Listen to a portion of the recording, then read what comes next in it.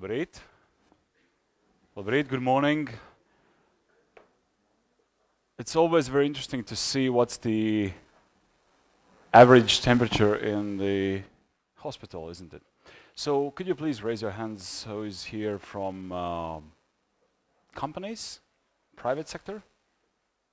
It's, well, less than a half, obviously. Scientists, research workers, academia, people, same amount. Alvis is kind of confused because which group does he fit? And the simple question is probably here, do you sell in your business? If not, probably you're still on the other side. So policy makers. I saw some people from the ministry in the participant list. Can you hear me, by the way? Because it's a bit strange sound. Policy implementers, or you just make policies? There are a few implementers as well. All right, students? PhD students? Wow. That's really comprehensive audience in a way. All right, I think we can start our conference, which is, of course, related to commercialization of knowledge-intensive research ideas. And for the opening speech, I'd like to introduce you to Tālis Juhna, the Vice Rector for Science in Riga Technical University.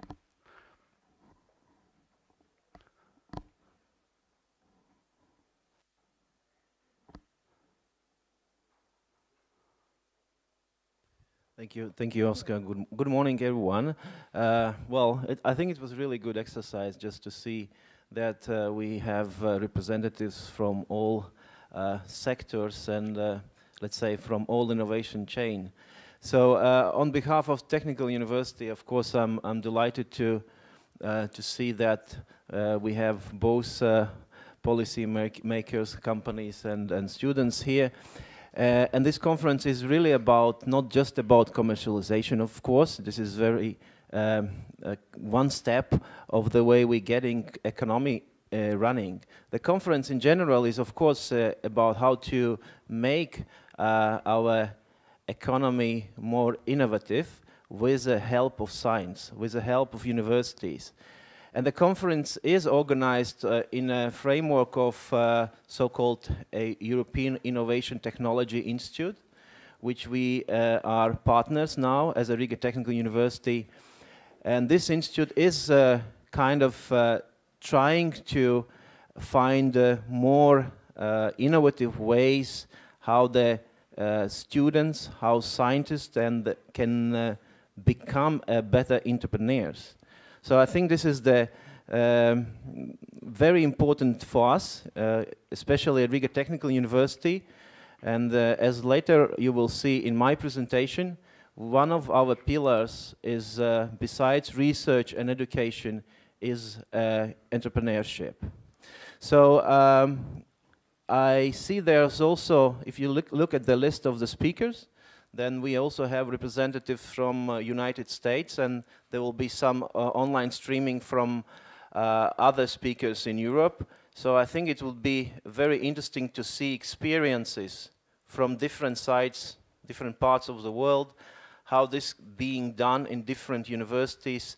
And there will be also some good examples of startups who have started from universities. So I hope that everyone, when we leave this room today, will learn a little bit more how to make our ideas to become a product. So I hope you enjoyed this meeting, and yeah, welcome to our university. Thank you. Thank you, Tālis. This conference is organized by Riga Technical University, which is the venue you are here today. And it's organized with the help of European Institute of Innovation and Technology, the program called Climate Kick under the scheme Ideation. That was the formal part because it's being filmed. That's for reporting purposes in a way.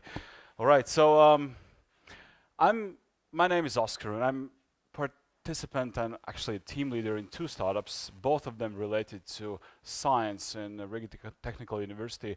And every once in a while, somebody asks me like, how is it going in these startups? And the first question they usually ask is, do you sell?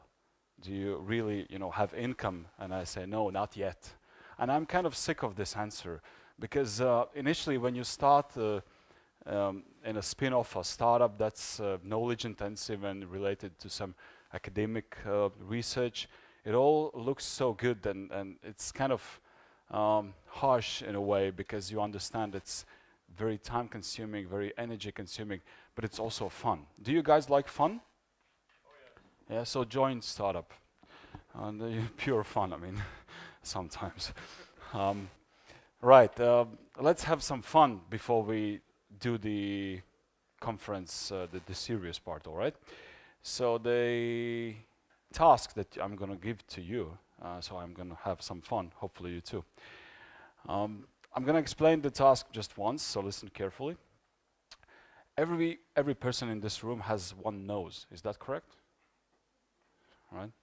So it's easy to touch your nose, right? I mean, it's reachable. But if you have a task to touch 3 different noses, it's getting more complicated, right? No, not at the same time. But the timing issue is very important. I'm gonna use the stopwatch for this. And how I realize when everybody has touched, 3 noses is you raise your hand, one hand, right now. I mean, right or left, all right? Just raise one hand. It's really not that difficult. I mean, so you keep up the hand until you've touched at least 3 noses with the other hand, all right? Once you've done that, but, well, quality control is very important, so I trust you, all right? So once you've done that, once you've touched 3 noses in the room, you can lower your hand. So I see when no hands are present, I mean no raised hands are present in the room, the task is complete. So are you guys ready? Some of you might think, why is this guy doing this? I mean, that's a good question. I'm going to explain a bit later. All right? So, hands raised, everybody? All right, so just a second. I'm going to use the stopwatch. So, on my mark, 1, 2, 3, go.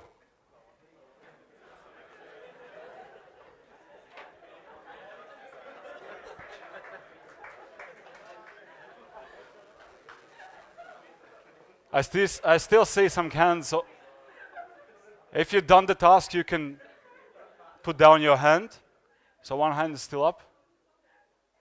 Okay, this guy has really, he's sitting not in a nice place, I think. So it's 26 seconds.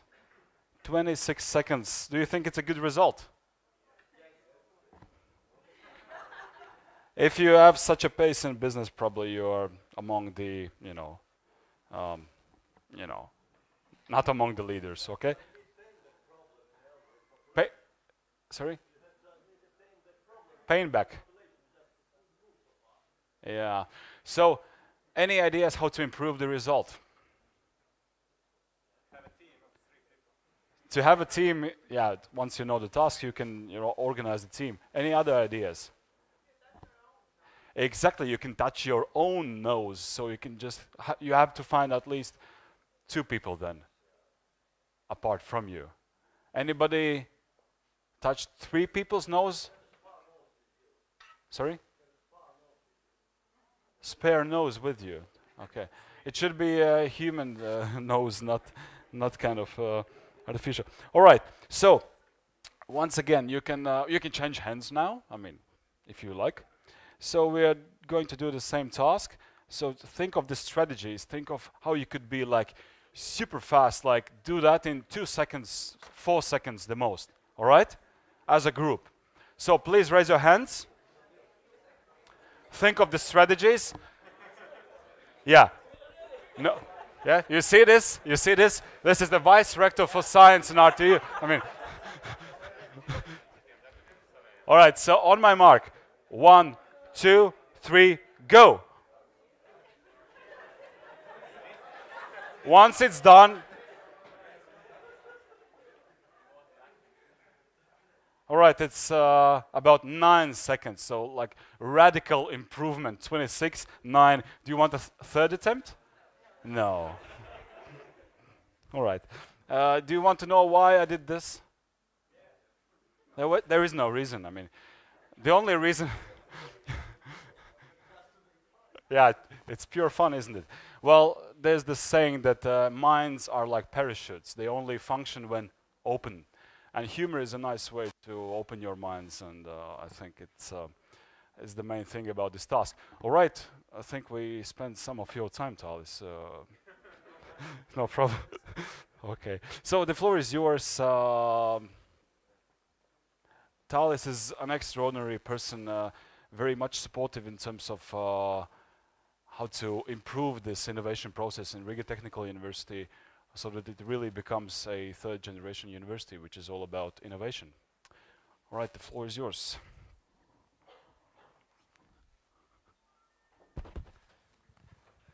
You know, it's very interesting when we invite Oscars for this kind of events. He always finds something funny like this to do, and I wonder, at some point you will run out of ideas, so that would be interesting what you do next. Anyway, right, so I'm Vice for Research at Riga Technical University, and one of my tasks is how to make our research more innovative in a way so we can not only do the papers, but we also can develop new products. I mean, this is kind of well known for many universities. They are trying to do this. So what I'm going to do in the next 20 minutes, I will share a little bit of our experience, how we've been doing this during the last, let's say, 5-7 years.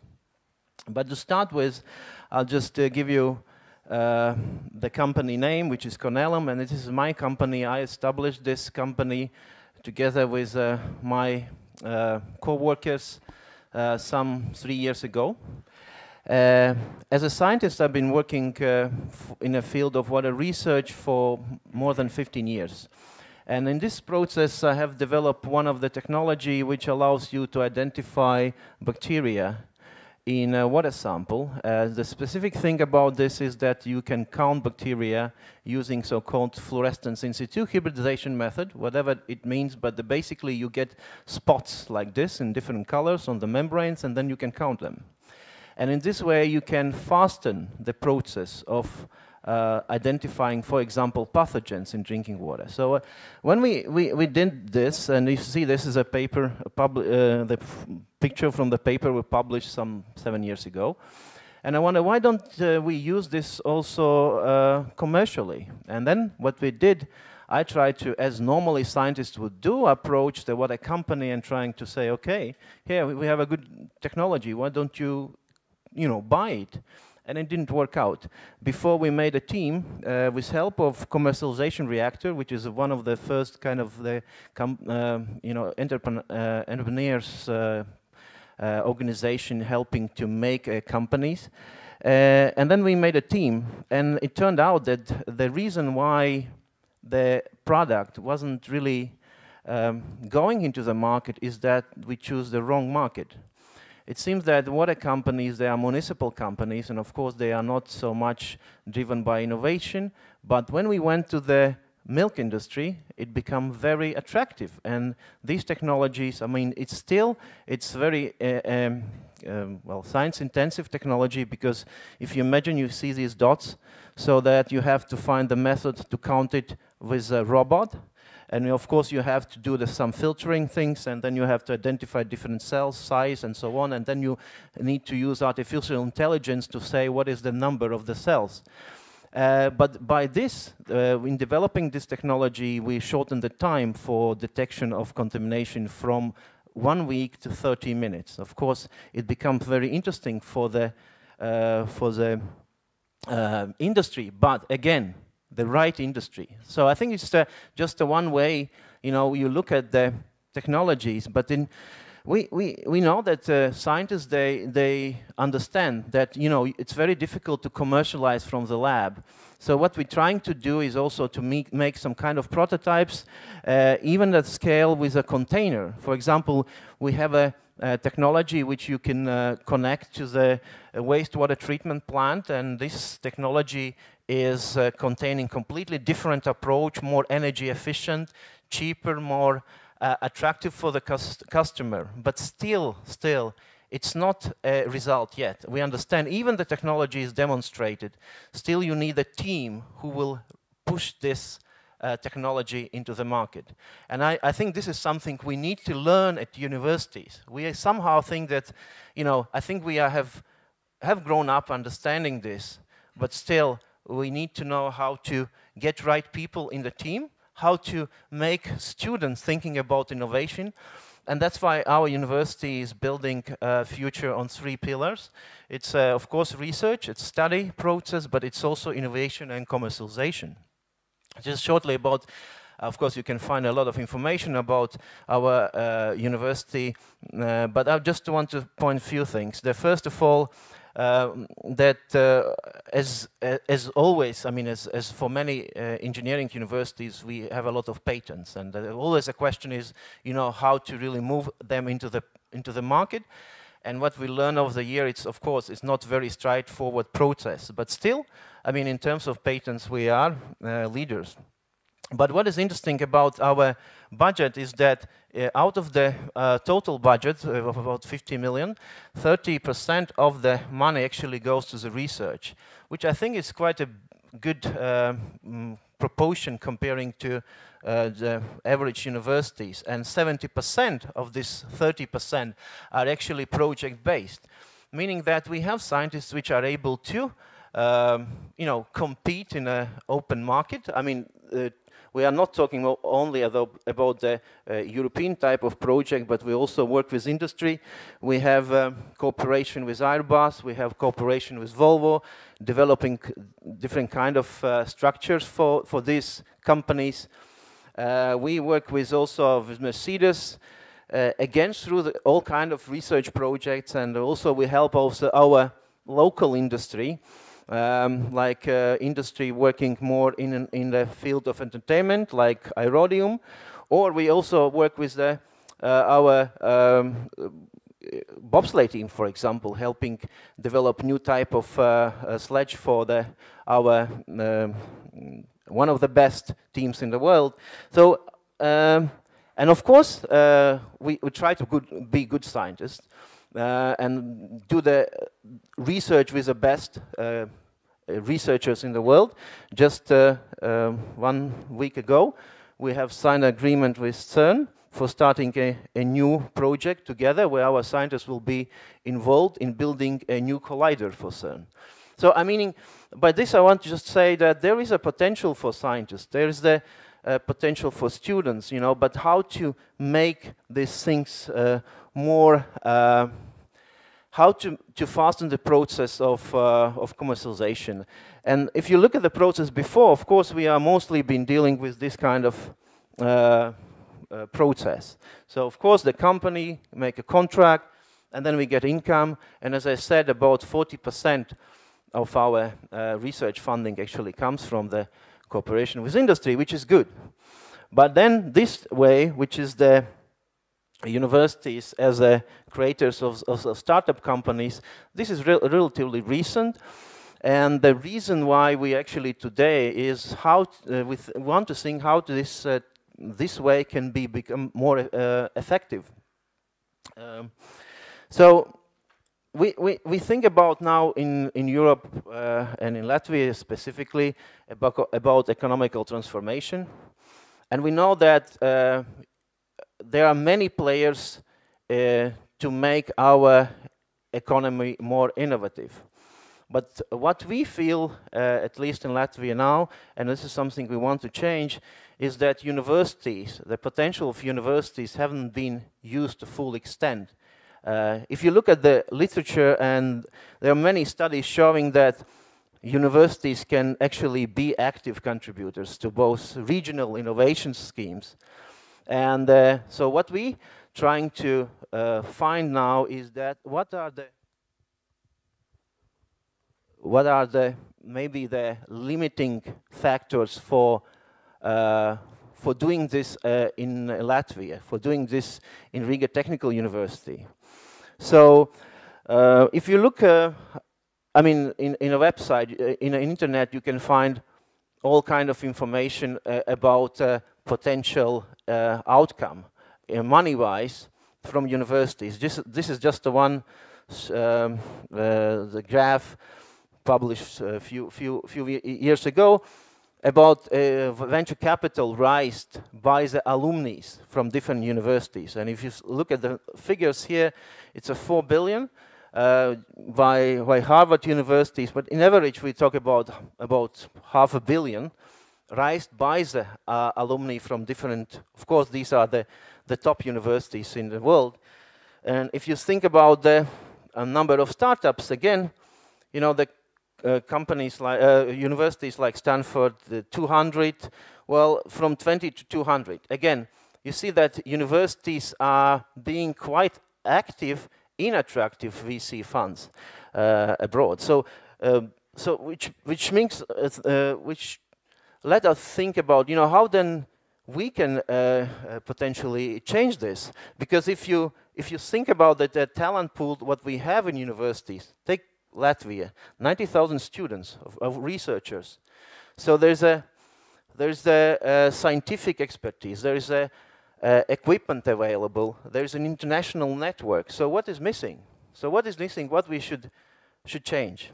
And one of the things actually, what was pointed out by our you know, colleague from Stanford University, Burton Lee, he did reviewing our innovation system 2 years ago, and what he said that engagement of RTU students around entrepreneurship is quite low today. The students strongly prefer safe jobs at established companies and government organizations, and it is true. It's true that, of course, in this current economical situation, students are looking for the safe jobs. And this is something we need to change. And if we want to change this, we need to make a completely different ecosystem.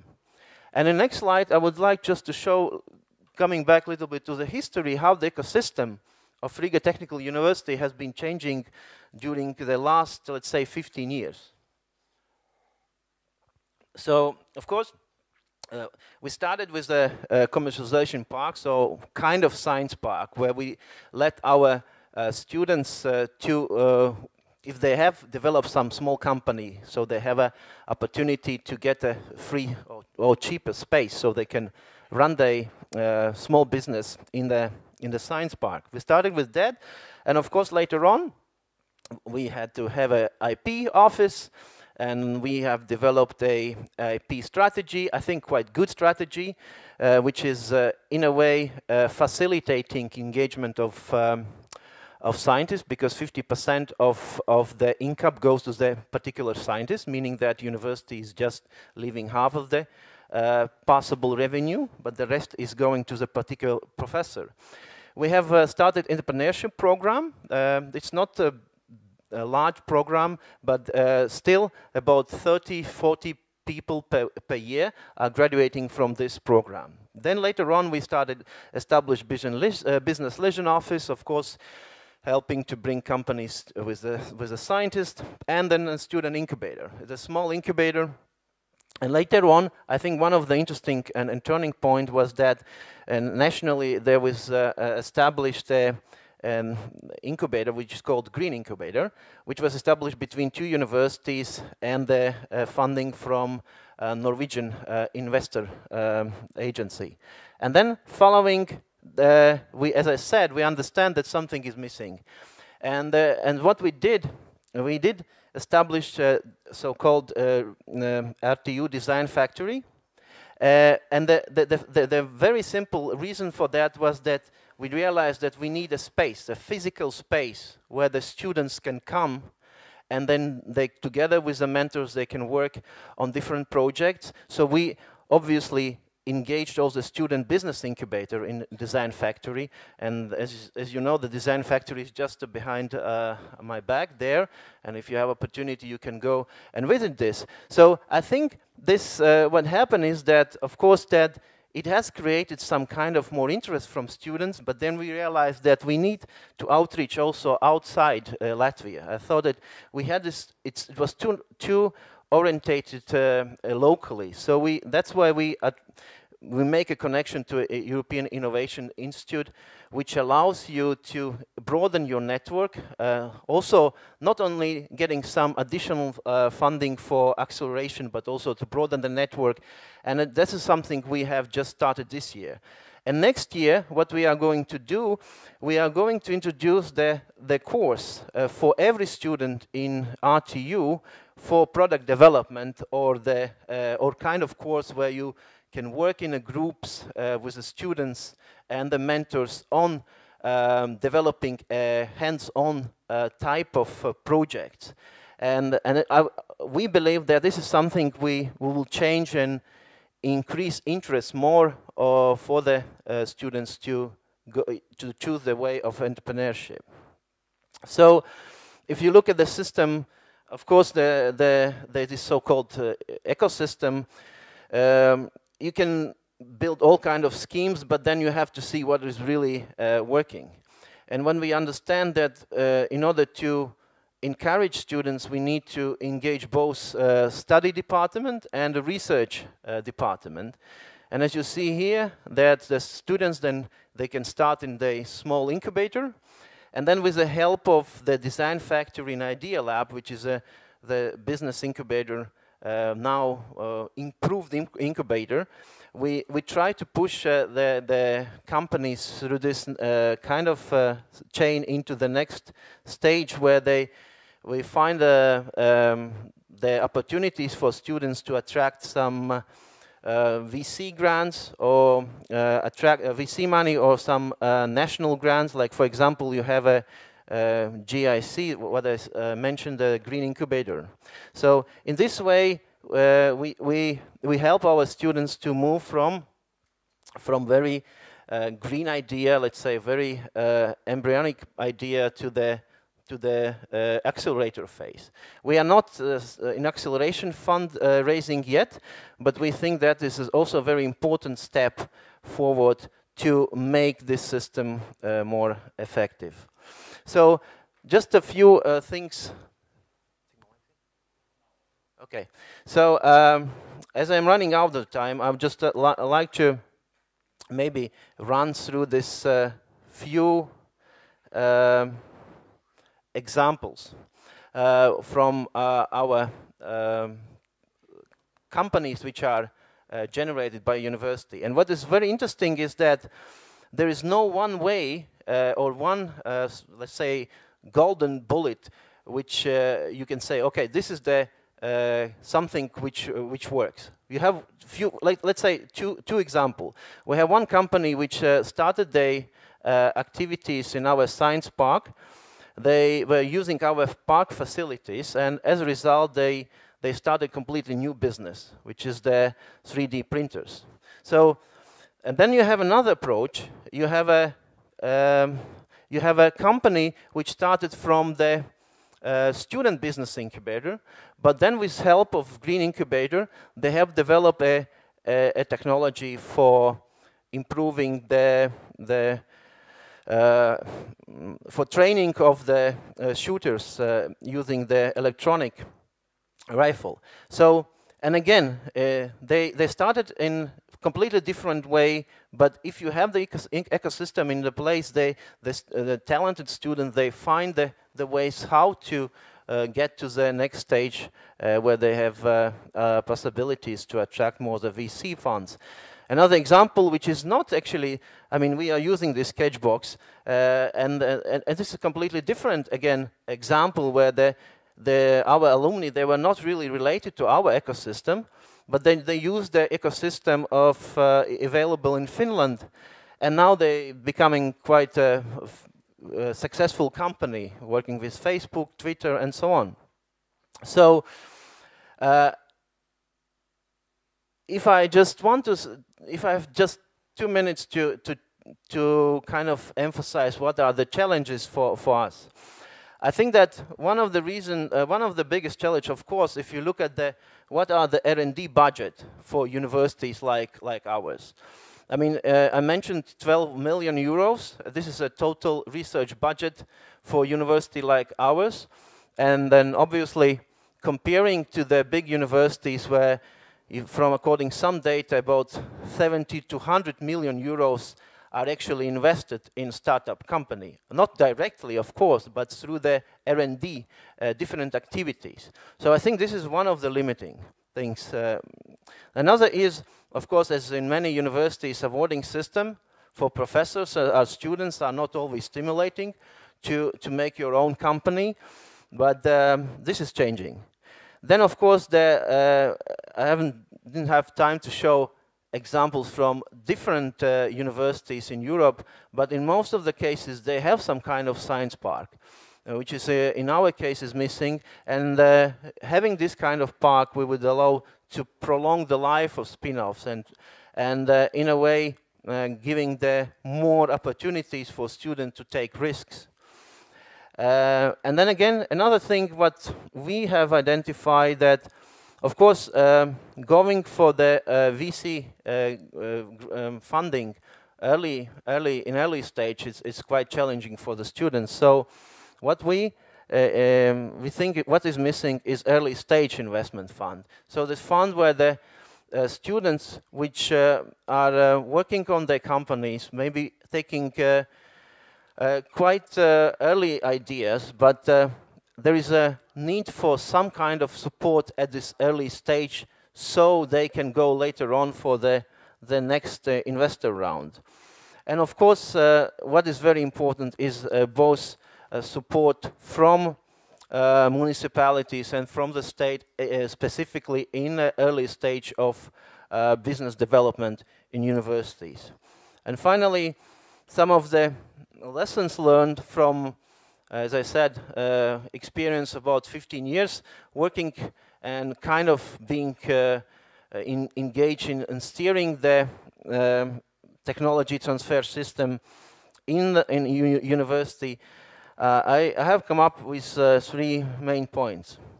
The first is universities may create significant added value to economy, but this is mostly at the state level. So we cannot expect that universities become, let's say, sustainable in a way so the investment in entrepreneurship comes back and we can sustain our ecosystem just using the funding which we have generated through the process. So the benefit is actually from this is going more to the national or the municipal level.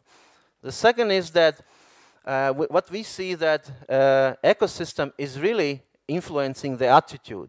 And as I said, that example of design factory is really a good example of that.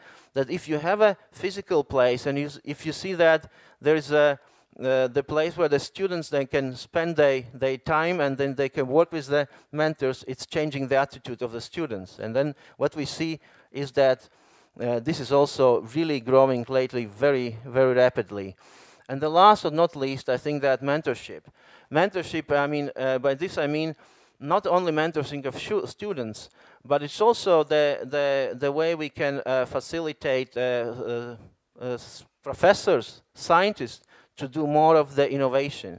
So there are many examples in what we have shown before is that the professor had an idea maybe for 20 years, but he didn't have a chance really to get a good mentorship. And as soon as he has opportunity to get good training, then he sees that how this technology, what he is pushing in the business is changing. And as I showed you in the first slide, it was also my example.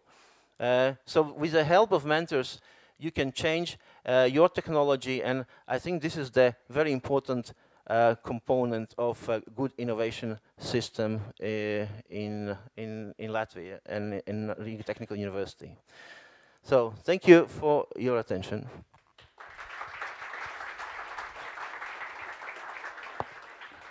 Since we have run out of time, we anyway, I mean, can spend some more time. So do we have questions to Alice? What do you think? We have this weird thing called catchbox, which is basically I throw to you and you catch it and you speak into it. To avoid the injury, do not throw at anyone's head. Make sure that those around are aware of the situation. That's written on this thing. So, any question to Thales? I have a question. You mentioned that there is no silver or golden bullet. Yeah. If you catch a golden fish, and that fish would say, okay, you have one wish I can fulfill, but it can't be related to money. So what's the component that you would ask for this innovation system in RTU and around it that's missing today? I don't think that it's one wish. But it's just one wish. Yeah, if it's one wish, then it's always money. No, but it can't be money. Then there's no. I think there's, as I mentioned, and one wish would be that we have more mentors, more help, both for students and for the scientists. I mean, I think this what we see is very crucial because, as I said, in many cases you have good ideas, but then you need good help for scientists to get these ideas. Both you have to shape them in the right way, and then also you need help to find the team which would help you to commercialize. So I think it's if it's not money, then it's about people. and it's if you ask me what would be my wish, I would wish there would be more mentors. So let's do an experiment here. So we have no money, right? Anybody here having the capacity to become a mentor and willing to do that to help RTU innovation system? There's one person, 2, 3, 4. You see, sometimes you just ask and and things happen. All right, let's give a big hand to Thales and. So we have 5 potential mentors. Everything is being filmed here. All right. So just consider before raising your hand. We have a guest from Lithuania, actually several guests from Lithuania, and the first of them to speak is Donatas Smileys. Is that the way? Yeah. It's like you do a lot of smileys and they just name you Smiley? You're a very funny guy. I am. Thank you. So Donatas is a CEO of an incubator, to be short, in Kaunas University of Technology. It's a major technology university in Lithuania. So the floor is yours. You want this remote? And the mic. Okay. Hello, everyone. I really like the attitude and the mood that was brought to you by the intro speaker. You can sense that this guy comes from a startup culture because it has to be fun, because fun attracts people and it really builds the community. And as I've heard, the challenge that you're facing right now, I suppose you need to build a community. You have the infrastructure and you need to build a community. So I think it's an ongoing process, building a community. That's what we're doing as well in Kaunas University of Technology. I can't say that it's the perfect way to do it, but my goal here today is really to share our experience, and I really hope that all of you can take a small bit from it and apply it to your work. So I have a clicker, technology. A little bit of background about our university, and this is basically the pool we start off with, the pool of people that is, somebody's speaking to me. Okay. Okay. Once I was in a conference, someone went to the toilet with them, and it's very awkward. So I hope it's not the case. So anyway, we have nearly about 12,000 students that is the potential pool that we can form teams, form startups from. So I'm gonna go through a lot of statistics till you fall asleep, so I can hypnotize you, you know, and then and take your money maybe. So I'm only joking. So welcome to Startup Space. The information that I'm gonna deliver to you today, I hope you don't mind the visuals. There's gonna be some visual content that explains how we communicate with the audiences. So I hope you get this message as well, because I want this information to be, you know, informative, and at the same time that, you know, it shows how we send our message to the audiences, how we build our community. So first of all, I hope this works. I want to show you a short 4-hour video. Now it's only going to be 1 minute, just to create the mood and translate the message, what we do and how we communicate with people.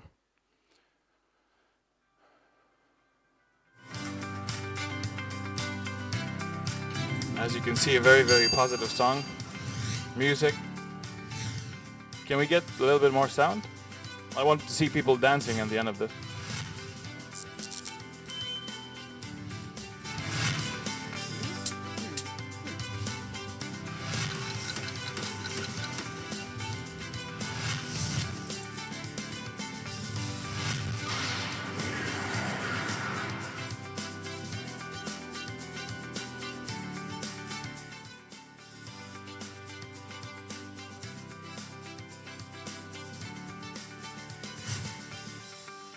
Alright, so why I really show this video is the message, but at the same time, yeah, I was walking with a GoPro giving high fives, but see this? This is our alumni startup. It funded the video. So it's really good when you learn, earn, and then return. So the startup actually, you know, from the incubator grew up into, it became a business really, and now they fund us and they became our mentors. And at the same time, you have to stick with tendencies, you know, with things that are around us. We have to be, you know, dynamic and communicate with our audiences. This is one of the recent videos that we've done. Do you know what's a mannequin challenge? I think we should do one at the end of this conference. Did you ever see this done? You have to send the message to people, you know, that you're having fun, that you're building really a community, really. This is real time, people, you know, pretending to be mannequins.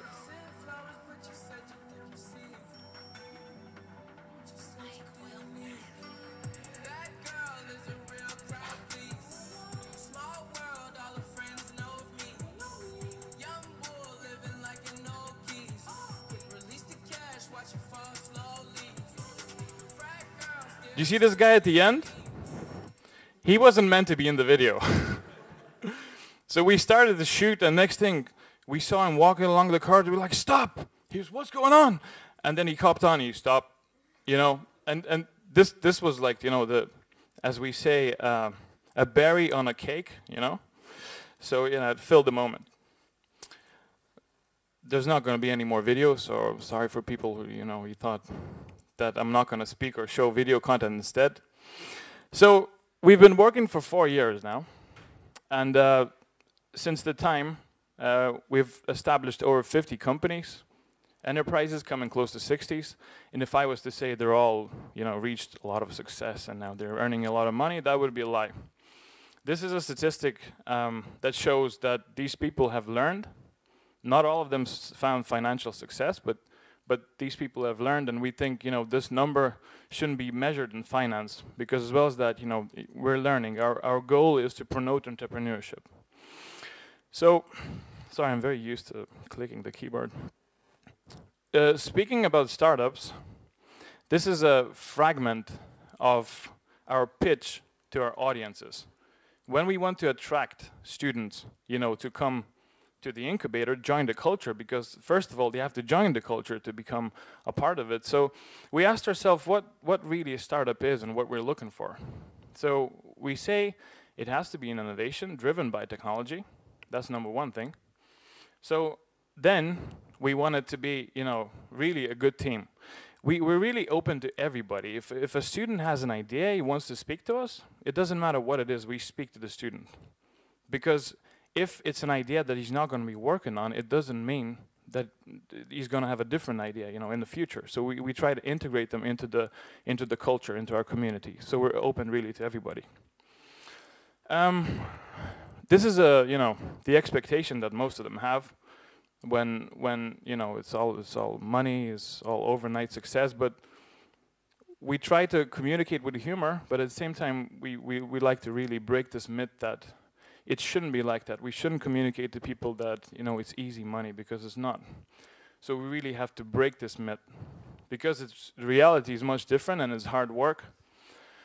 And as you can see, this guy has the best idea in the world, but it's not that easy to communicate. So I was told by some middleweight startups that this is actually how one of the major startups started. I don't want to mistake, but I think might have been Pinterest. I don't know, but yeah. So we communicate this message that the reality is much different than what the expectation usually is. Just a few more slides to a short pitch how we communicate us to students, because we want the message to be very clear, simple, and that the message that can be sent over to other people.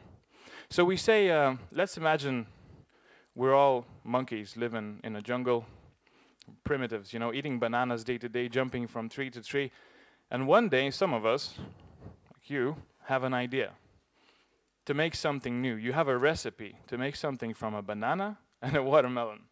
So what you need is a kitchen for your recipes with other chefs, knives and forks. So that's what Startup Space is. If you have a recipe, you come over to us. We provide you with tools and people that actually make things. So we've been communicating this for past year over and over, and we found out that it works. We want the message to be, it doesn't have to be, all very, very high-tech ideas that, only some people can do, only smart people can do. There are a lot of people who actually need this extra little push, and they're good people. So a simple message, a simple, clear message that, everybody, we're all made of the same, flesh and bone.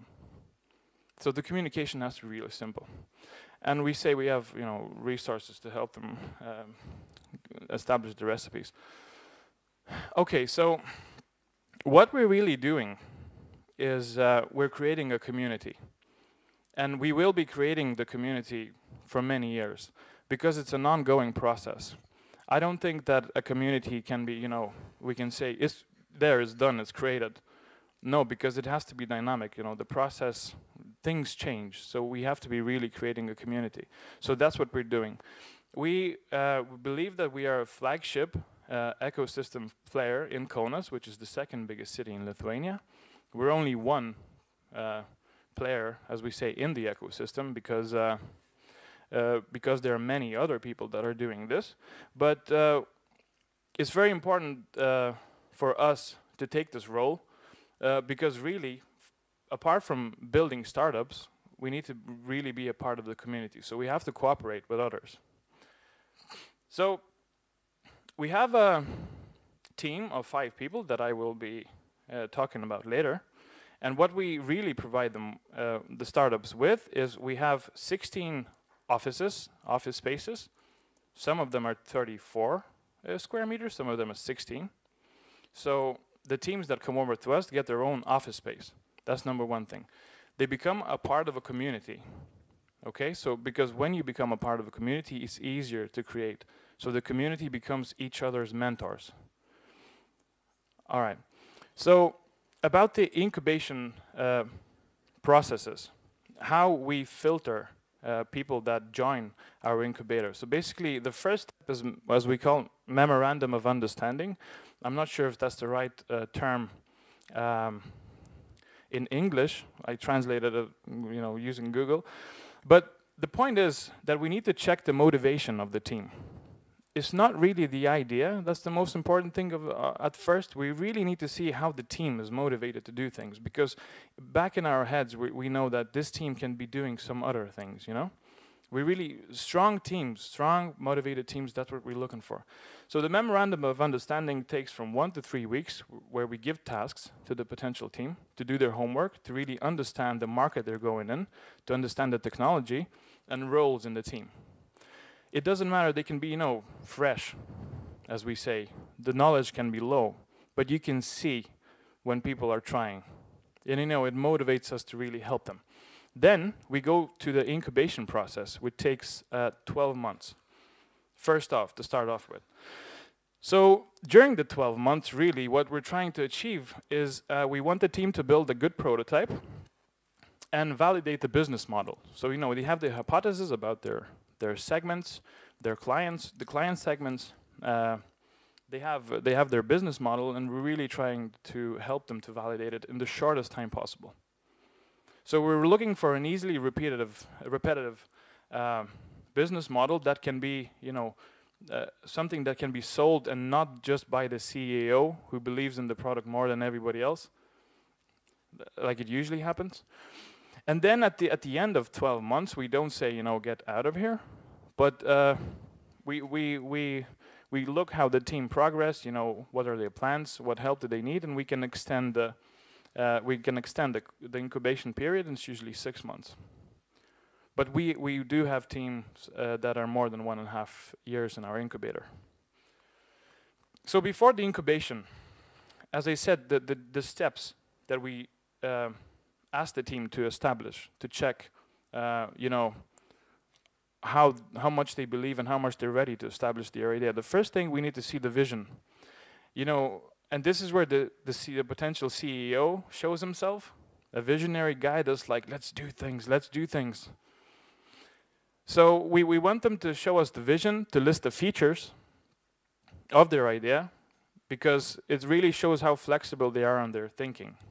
It shows, sometimes it's just 3 words, and you can see if a person is really looking for some information or looking for someone to do it for them. We always say, we're not going to do anything for you. We're going to help, but you're going to be doing it yourself. So another thing is we ask them to briefly explain what problem is this idea solving, because it's very important. We don't want to be making or helping teams that are making something that nobody wants. Clients. It's really, where they're thinking about marketing comes in. We ask them to clearly list what are their clients going to be. And of course, we see how can they imagine what their budget is going to be. We're talking about price, distribution channels, and partners. As well as that, a team must have a plan how to manufacture their technology. So I'm not going to bore you with the rest of it. Just a quick run through. So, and mostly important, we check what the team is, because sometimes we get people, as I said, as we're open to everybody, that come in, that a person that's a programmer, right? And he says, I don't have a team, but I would join a team. So we have a database. We keep a database of those people with individual skills, and then when the time comes, when we need to fill a gap, fill a team with some skills that are needed, we call up to those people that were individuals and want to join teams.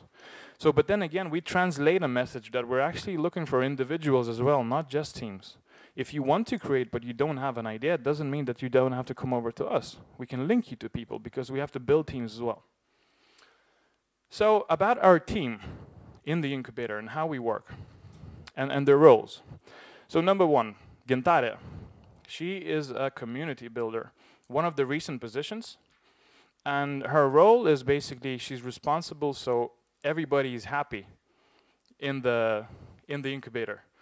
I can see 2 men at the end laughing. I know how I want to be happy. But so basically she's a steady person who keeps the flow steady. She contacts every team, she monitors them, she collects data about their progress. She organizes monthly summits, and a monthly summit is something that we gather all teams in one place.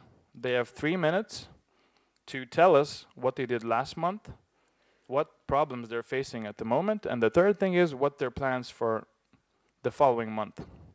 So that means they make a public promise. And if you don't keep your word, then what's it worth? So she really keeps the steady progress going. And actually, she's been working with us only for a few months, but I must say that this community builder position was like it was necessary for us. We found out that we're working with the outside well, we can develop the startups, the businesses, but we need a person who really is charming, very communicating, good communication skills. And we found out that it really works well with 95% of males that we have. So, Greta, she works with IP management, basically intellectual property. She doesn't work in our startup space full time, so we share with National Innovation and Entrepreneurship Center that my colleague Paulus will talk about later on. But basically, every question for a startup about their intellectual property that they have, we send it over to Greta. We have Gedre, who manages our Facebook. So she's responsible, for if a startup has a need to send some communication message to whatever, she does the texts and she manages those questions. Thomas, this guy is, do you ever get one of those people who are everywhere? Kind of, where is he? Where? Oh, there he is. Oh, so basically, he's the guy for event management, the unstoppable. The guy that can do short tasks, a lot of short tasks in very fast time.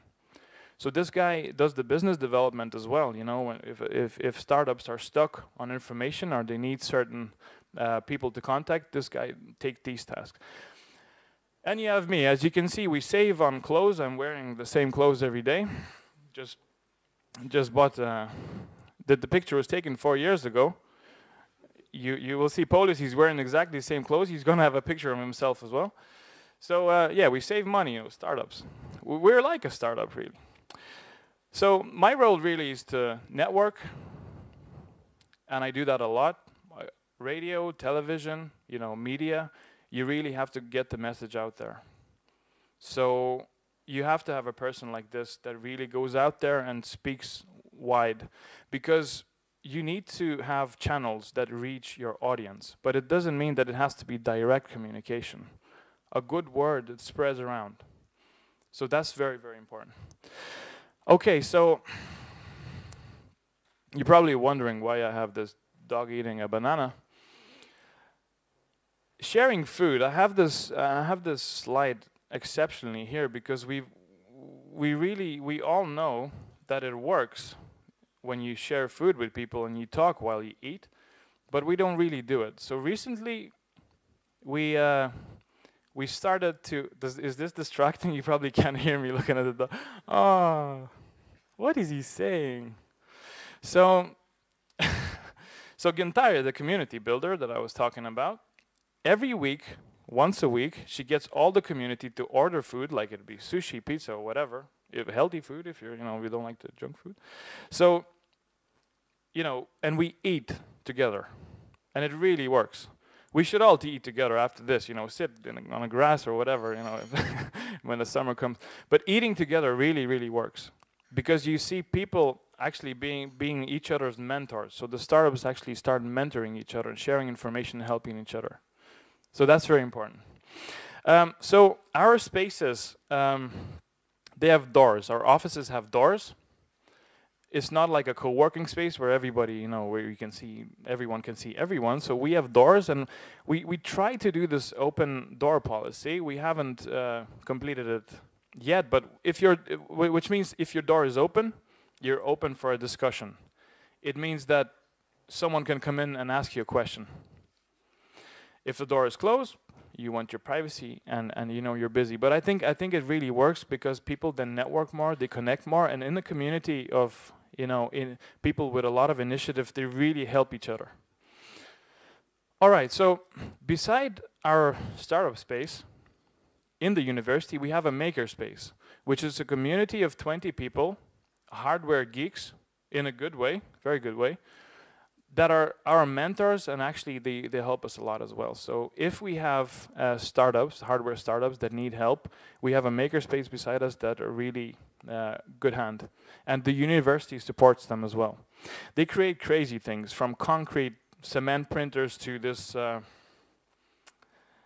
This thing is actually called, I can't say what it is, but it's called a porn box. I know it may sound crazy at first, but when you put your head in, it creates a lot of crazy sounds, noises. But you can go into audiences like this, and they actually attract a nice amount of people. But these guys really know what they're doing, and it's really handy to have a hardware community, a maker community beside a university. So as we say, we are an open community, and the message that we communicate that Kaunas University of Technology Startup Space is not just for Kaunas University of Technology students. I don't know about how things are done in your university, but we're open to all universities. And recently we started working with school students as well. I'm actually surprised how this young generation is growing up. There's really some high potential right there. Like an 18-year-old can say a few things that you sit back and, what? Did you ever get that? We're neighbors. I think most of you are Latvians, right? I think everybody? No? No? Yes, no? So I think our cultures are very close. I'm not sure, how am I on time, guys? I ran out? Damn, so many things. Can you give me 5 more minutes, please? Okay, so very quick. Lithuanian Junior Achievement, we have this thing called, you probably have this in Latvia as well.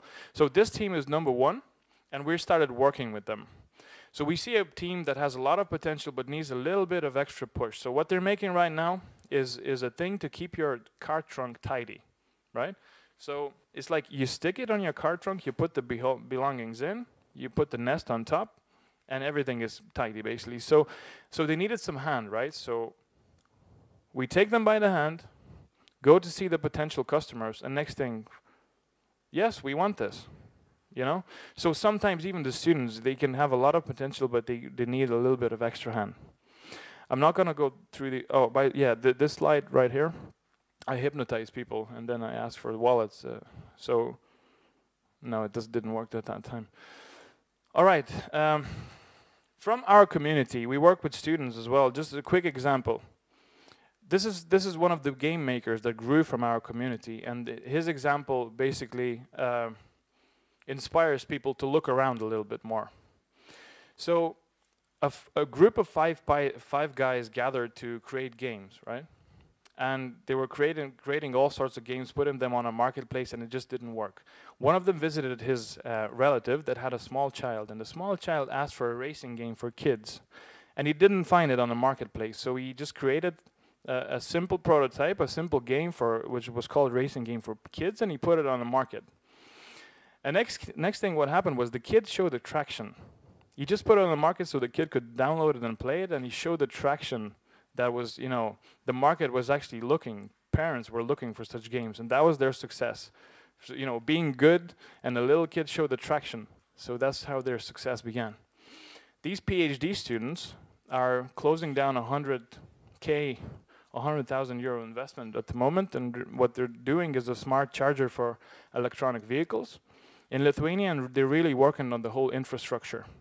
There's called Smart Charge Box. I think the name could be changed in the future, but this is a success case of the young scientists from our infrastructure. I'm running out of time, but whoever is interested, I'm really up to talk about it later on. Every year we create an event called Technorama, which young scientists, young inventors present their projects. So this is a potential pool for an incubator to work on. I'm sorry, I'm running through. I can see the host is looking at me. So at the end of the day, what we're really looking for is good teams. We don't say no to ideas. We're looking for good teams. And motivation is not enough. It has to be a good team at the end. Our attitude is that, the ones that say that you can't change anything are the ones that will probably not change anything. So thank you very much.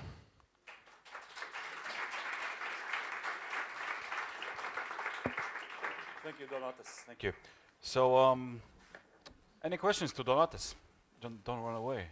Maybe they have questions. Yes, we have this. Is it switched on? Is it working? Thank you, Donatas. I have a question. Do you work also with venture capitalists? I mean, attracting them, or it's just you leave the students to, the teams to do it themselves? Do we as a university have a venture capital fund? No, no. I mean, at some stage, of course, you have some kind of early stage funding, I guess, for the students, for your incubator. Yeah. So, do you help also the teams to find venture capital outside universities? We position ourselves and we speak with venture capitalists and investors as a pipeline for potential investments. So now and then, regularly, yes. Hello. I work. Yeah. So we get investors to come and visit our startups and have an eye-to-eye conversations. Wow, that's a long. So make sure that those around are aware of this. Are you guys aware of the situation? Okay. It happened. What was written? The head Yes, hit. the head. Headshot. Yes, headshot. Working. Thanks for the presentation. The question is, if you had to start the business incubator right now from scratch, what would be your first 3 priorities? The team that would run the incubator, I would look for motivated people that have some experience working with startups, some experience with working with startup events, and you would really want to have a team that is motivated and has some inner or outer motivation to really push the ecosystem. I would start from a team. You have the infrastructure here, so a team that builds a community, because I think that's what it's all about, building a community. Thank you. We have a question there. Could you pass? So what is the role of this marketing lady in your team? Does it provide a marketing for incubator looking for these potential startups, or it rather helps those startups to find a market? Both. She helps the startups, so the startups can say we want a message in the press about this, that, or the other. So then she would be the lady to contact, TV, media, or whatever. So she does both things. Sorry, maybe I didn't understand. How many startups do you sell, maybe? Sell. Sorry, what? I don't. I mean, no, realize as interpreter So interpreters. what's the survival rate, you mean? Oh, success rate is to be honest, recently it lowered down, so it's up to 10%.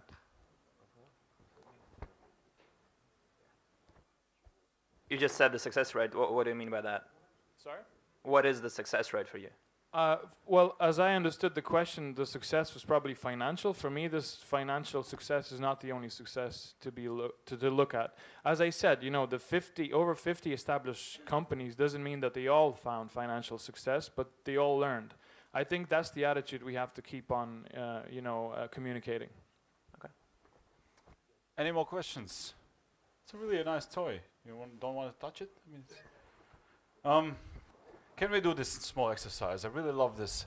You communicate to people that we are all monkeys. Yeah. And it works.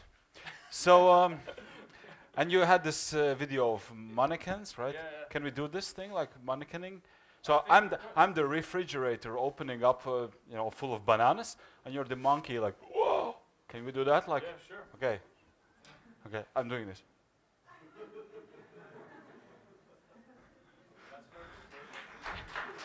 All right, thank you. Just a second. We have this.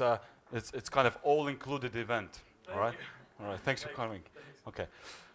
All right. So I guess Lithuanians are rather efficient. We saw that in the presentation, and they don't just come in one person. They come 2 person at a time.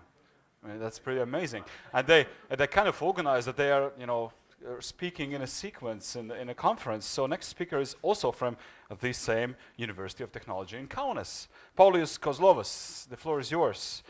Paulius is the head of Technology Transfer Office in the KTU, is that correct? That's correct. And it says, my description says you have a 50 successfully accomplished cases. 50? Around it. 50? Yeah.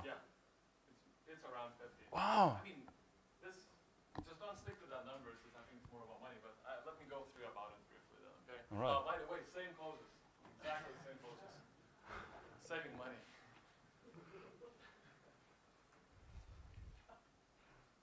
Hello? Good.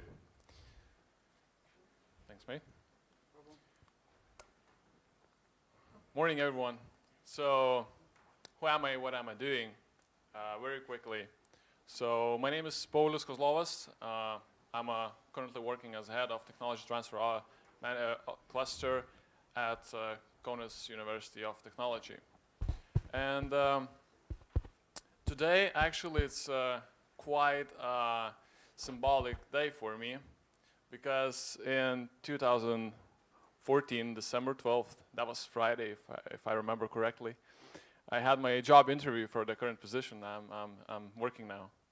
So I'm really pleased to have my 2 years anniversary right here in front of you, sharing my experiences. So about the background, I ran my family business for 4 years. It's actually something we took from Latvians, to be honest. Do you know a place called Kakiškalns in Sigulda?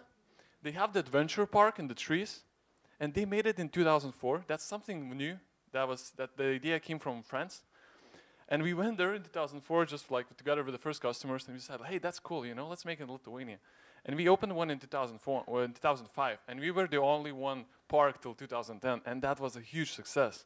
Like, we expect that to be just a hobby, but it turned out into the big business. And then later on, I worked in a couple of companies in Lithuania, in the US. I studied, I hold a bachelor degree in transport engineering, and I'm finishing my master thesis, and that's it about me, besides what I'm gonna tell you next. So, at the very beginning, I really want you to give just a couple of facts about what the university is like. So, KTU, that's Kaunas University of Technology, is a technology-oriented university, obviously, right? But recently, it's becoming more and more comprehensive. So, what happened last year? We bought a private business school, and within the next 2 years, there's a plans to merge with Lithuanian University of Health Science, and that would make us the biggest in Baltics, obviously. Historically, KTU has over 90 years of experience in partnership with business, and that means we cover 70% of the market of R&D that is delivered from academia to business. And that fact puts us among the leaders in terms of developing and implementing innovations in the market. Open access laboratories is something we are working right now. It's a new trend all over Europe, and we are no exception.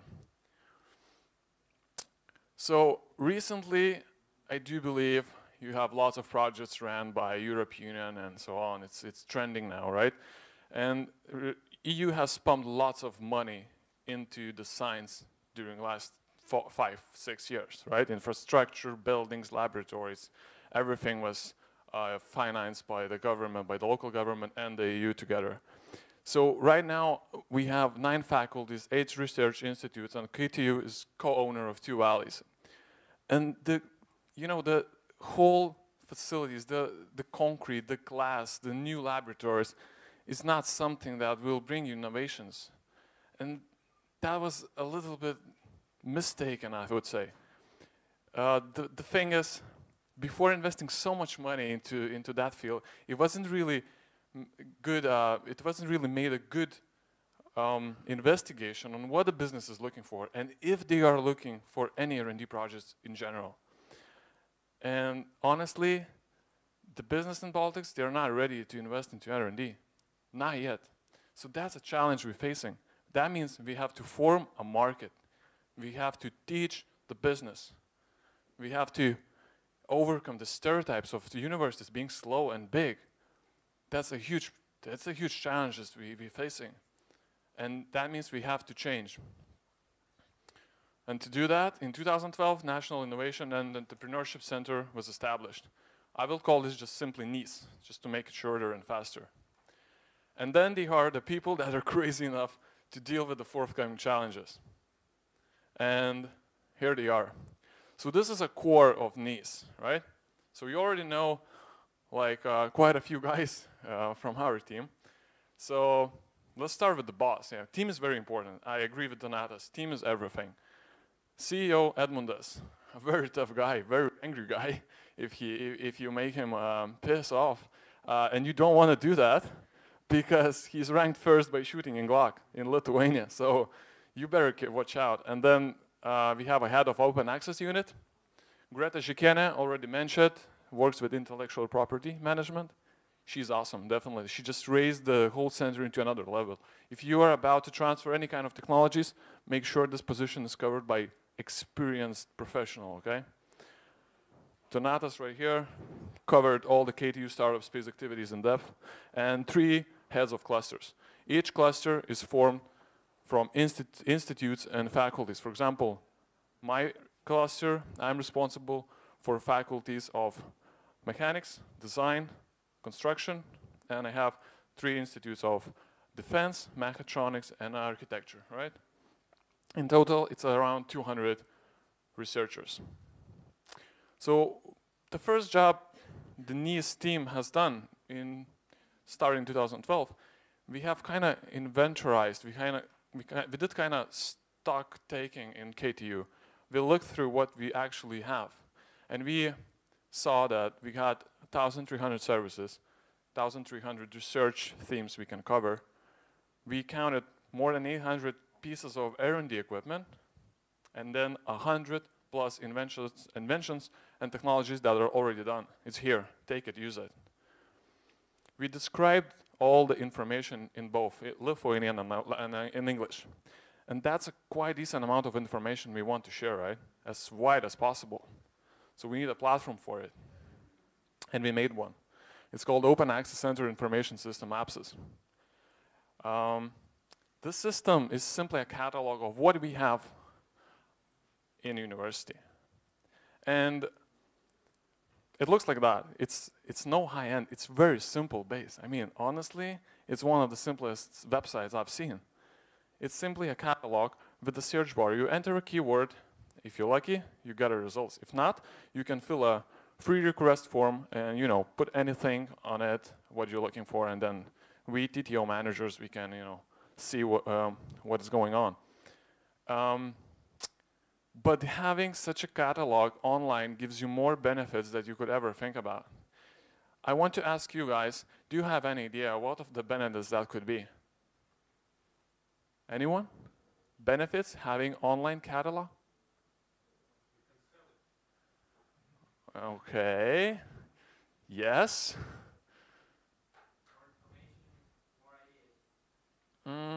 Kinda. Answer is very short, very well known. Google. Since we got information online, it's indexed by Google. And that means if someone is looking for a specific research, for a specific piece of equipment, it's highly possible Google will lead to us, right? That's simple. That's how we reach the customers, by Google, by putting the information online, right?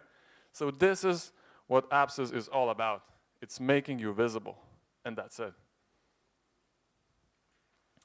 Very quickly, don't want to waste time, how we do work with the APSIS, with the applications, with the requests that we get from the APSIS. And first 3 steps, it's no rocket science, very basic things.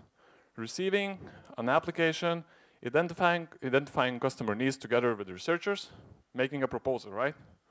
Very easy, very simple. But then, usually it comes a contract. You're signing a contract, right? But that's not something we do. That's not something we do if the price with the value of 50 rubles for every patent they make. So it doesn't matter if the patent is applicable. If it makes, sometimes some of the patents even doesn't make any sense. But they patent because it was awarded. And then we have a huge flow of the people that are coming to us and like, hey, I want a patent. This is new. And I'm reading, I'm like, what is this? You sure? Like, no, that's not what I'm saying. But what I'm saying, we have to make sure the guys understands what we are looking for. We are not looking for patent as numbers. We're looking for licensing incomes. That's what we're looking for. And author's motivation, that's what Donatas has mentioned. That's very important. Motivation is everything. So we sit down with the researcher and we say, okay, you want a patent? That's great. Are you ready to collaborate with us in business in terms for making money of it? That will require a lot of time. Patenting is just the beginning of the work. It's not your goal. And since you give the whole, view, the whole perspective of what you're trying to say, some of the authors like, you know, I need to think about it, okay? So that saves time and money.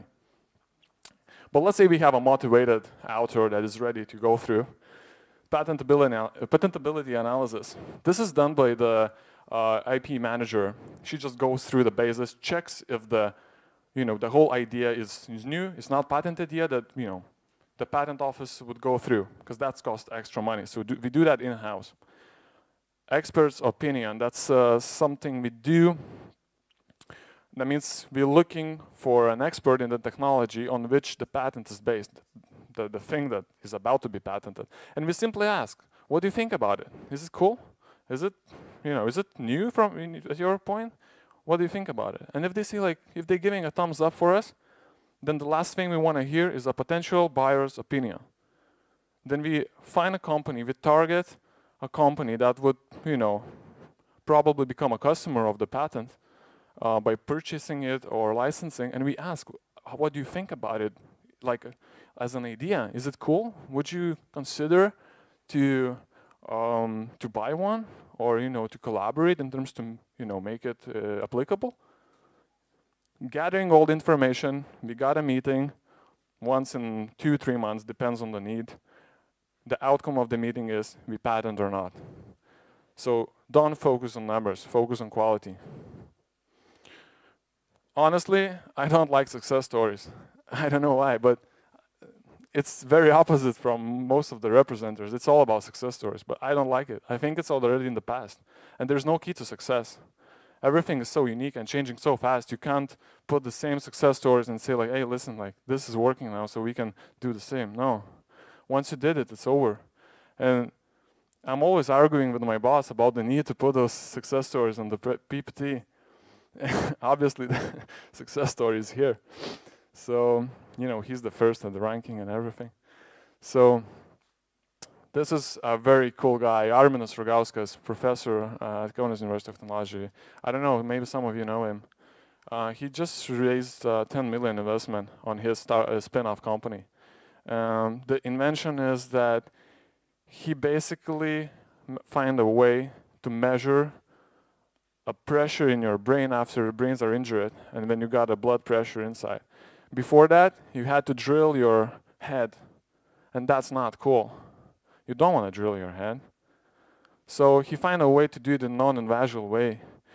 That means putting like a glasses on your eyes and then getting the pressure from your eyeball. Very easy, no intervention. Second thing, foot sniffer. I mean, very cool device. If you are a gadget guy, you should get one. It doesn't cost much, like 120 euros or something. And it was sold thousands of units within the first 6 months while being sold in the US. And basically what it does, it's evaluates the quality of the meat. Either it's a chicken, pork, fish, whatever. Third, my favorite, very good beer, called Sherlock Holmes beer. It was made in one of our valleys. The recipe was developed in one of our valleys.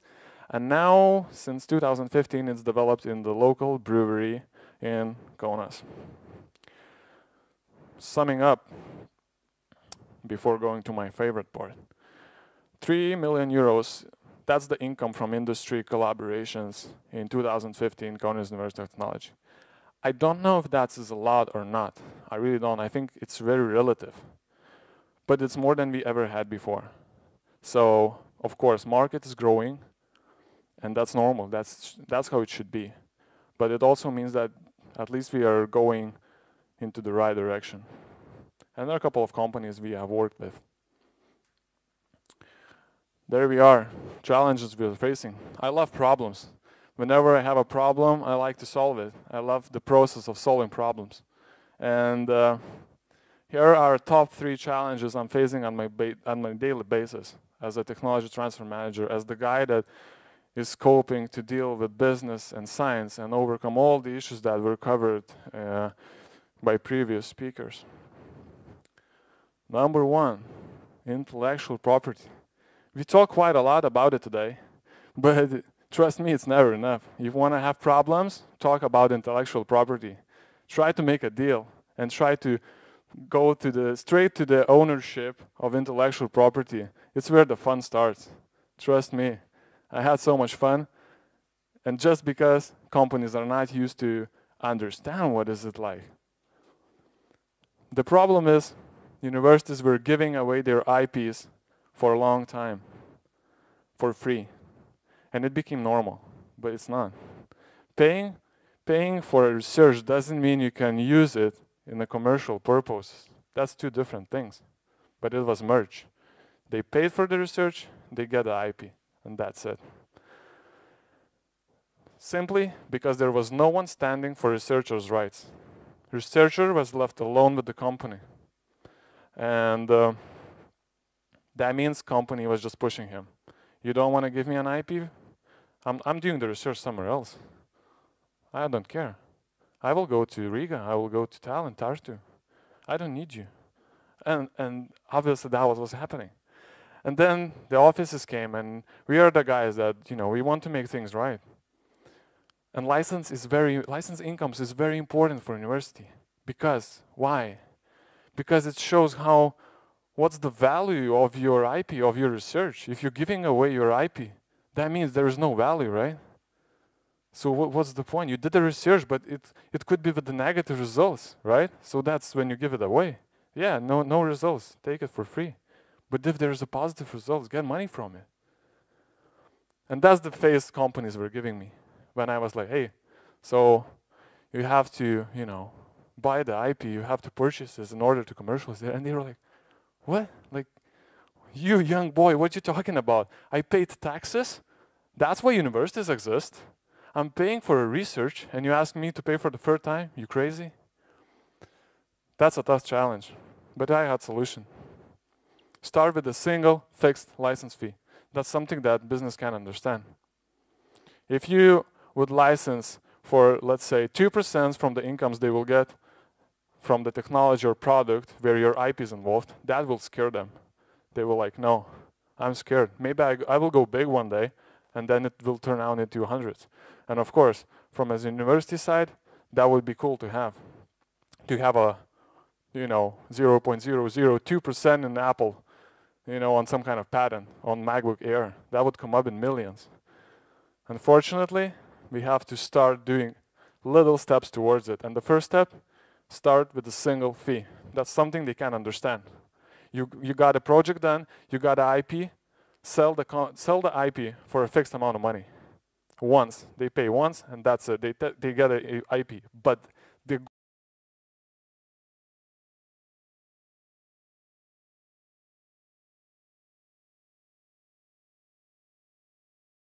goal is to make the companies come to you and ask not why I need to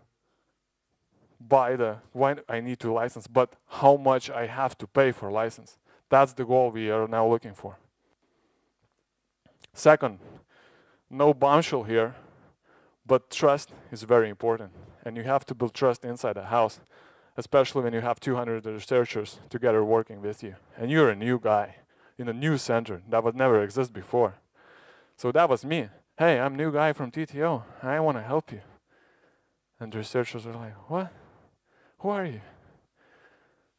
Like, can you shut the doors from the other side? No, they were not that rude, but it was pretty close to that. And I was coping for a long time to gather trust from them. Without getting trust, I can't do anything. And a couple of solutions. Let's start with the food. Food works perfect. Thank you, Donatas, but that's true. Lunch. I know time is the resource that we have at least. We have the least. It's very limited. Save your time. Go lunch with the researchers. Invite them. Go lunch with 4, 6 researchers. Have fun with them. Build trust. Regular meetings. It's something that's really hard. It's really tricky. If you make regular meetings and then there's a meeting where it's no necessary for a meeting, they're gonna get disappointed. They're like, why am I wasting my time with you, I think once in 2 months, once in a month is more than enough, but make it regular. Try to make it regular and always bring important information for the researcher. Don't go to the meeting just because it's a meeting, okay? Don't waste anyone's time. That's very, very important. People can feel it, and they don't want to, took a part in that stuff and improve your skills. That is, that could be implemented at any field. If you want to build trust, you have to improve your skills every day, every hour. And for example, in my case, when I started to work in the center, I realized that, oh Jesus, it's so much I don't know, I have to learn. So I entered my master's studies in technology management. Therefore, I applied for studies in South Korea, and I just came back in this July. I was gaining experience there, looking how the country that spends 4.3% on R&D became so successful. I mean, how do you achieve such a sky high? And that really helps. So all the managers, travel, go, see, improve your skills, meet people, understand how the system is working globally. It's very important. You can't stay inside a house. It's technology transfer, it's all about global things.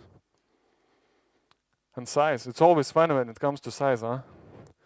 So I guess you guys have the same problem. So whenever I'm traveling, either it's China, Korea, Mexico, US, it doesn't matter.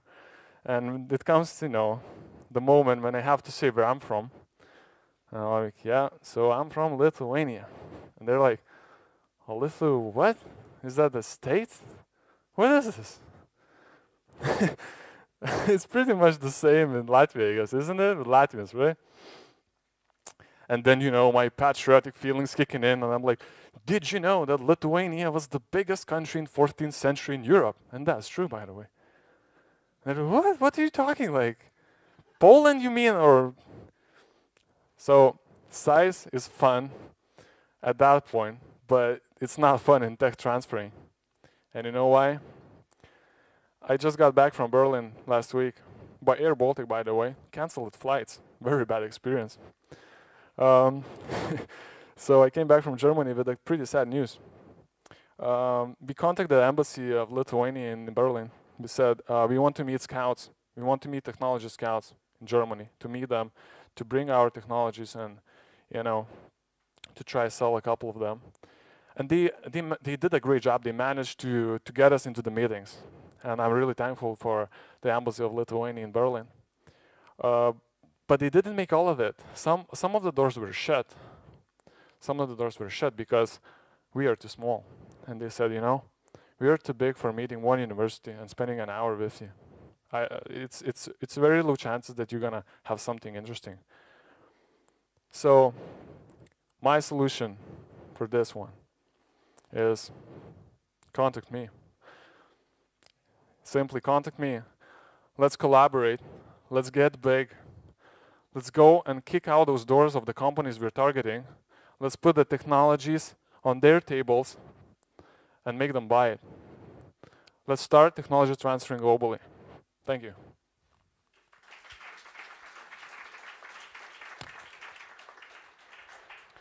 Thank you, Paulus. It was an interesting approach. So we just go out there and say, we're from Baltics. They say, well, what?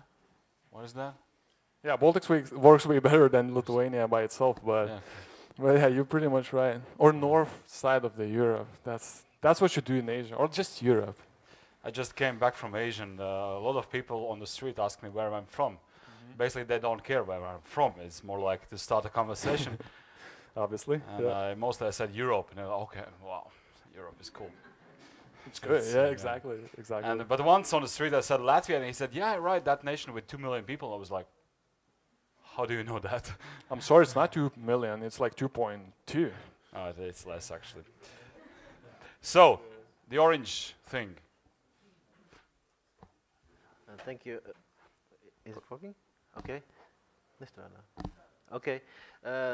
First of all, thank you. I think you're targeting exactly, the same problems what we are having. I mean, it was really a pleasure to listen to you. And on one hand, you also give very practical things. I think. Thanks for that. But I have a very straightforward question. You said 3,000 euros per year from industry. Be honest. What is the potential? I mean, talking about Lithuanian, because this is, I think it's a good benchmark also for us, what we are talking about. Because you said, okay, we have to go globally.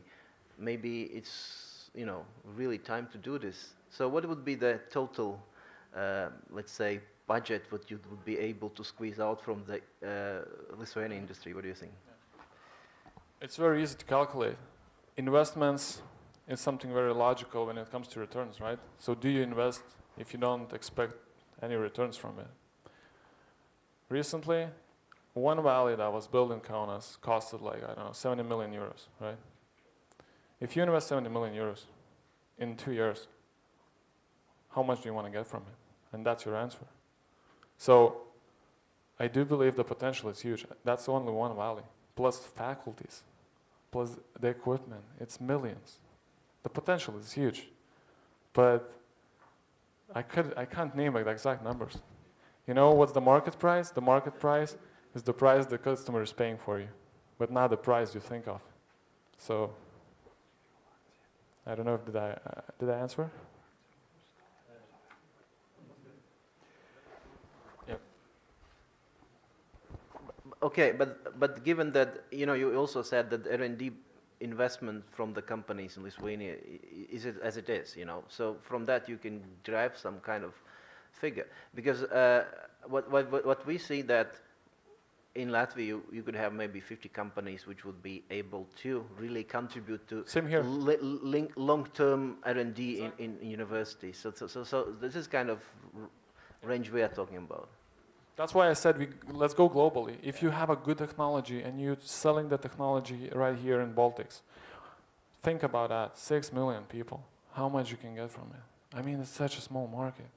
It's Berlin with the neighbor cities. It's nothing. So if you want to squeeze the value from the technology, you have to reach as many people as possible. And that's why you have to go abroad. We don't have anything to do with our ideas here.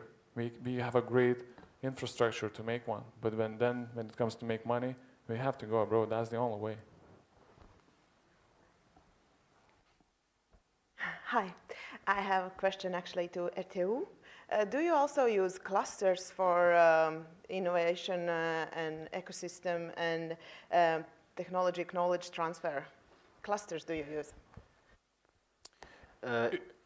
Is that to RTU? It was to sorry, me. apologies. Yeah. Well, actually, what do you mean by clusters? We have this thing what we call platforms. We have 6 excellence platforms, so we try to communicate our kind of excellent areas of research through the platforms. We have 6 platforms. For example, one is energy and environment, another is security. So we're trying to do this, but of course, we started to do it something like 2 years ago. And then we have for each of the platform, we have one responsible person, and then they have the kind of different tools how they approach industry and so on. So, but it's not very easy because, of course, research is done in labs. So, and then the labs, sometimes they feel confident. They don't want to really go through these kind of platforms. But yes, we're trying to kind of organize, and I think this is the way you also do. It's Pauli's show, actually. Yeah. Here. Yeah. Oh, sorry. We got a couple of hands there. So please be aware, I'm throwing the mic here. But that was true, yeah. We have clusters, and that's the same idea of it. Hi. Can you give some examples on what are the main industries in Lithuania supporting you? The most money we're making is the chemistry industry. The faculty of the chemical, I'm not working with chemics though, but they're making a lot of money.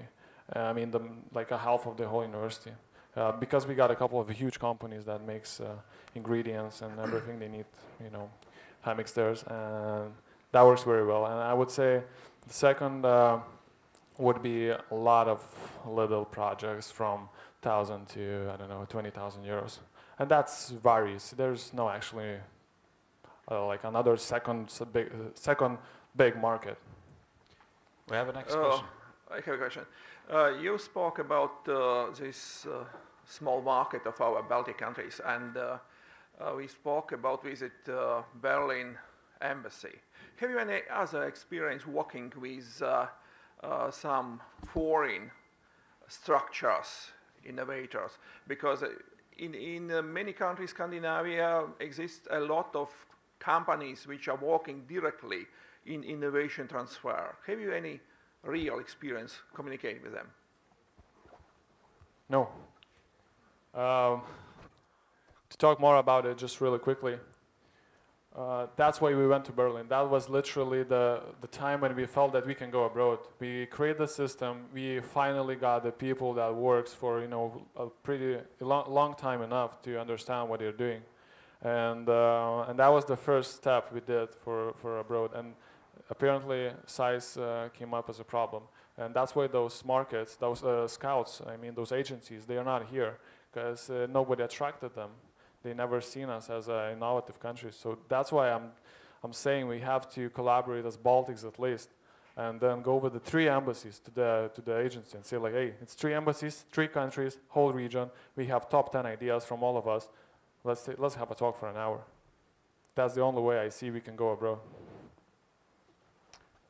Hey, we have a question here in the middle. I have a question. Do you have some kind of best best help from policy makers, for example, in a program way or some kind of policy support? Which was the best one to develop your system and help you to develop? Yeah. The best what? I didn't hear. I'm sorry. The best support for policy makers. For example, some from ministries or some kind of programs. Like funds, government funds? Yeah, for example. Oh, yeah. I mean... Which was the best one? Oh, the best one? Oh, it's many projects going on. I mean, I don't know. It's like, this is trending. It's lots of projects that involves universities into the activities, and there are money for business that they could spend on universities. So, I mean, I don't think it's about the names of the projects. It's of course an initiative from the EU, but just really quick note, it's very harmful to have projects like that. You know why? Because this year we had 0 projects from the government and EU, 0. And you know what that means? It's supposed to be starting in January, right?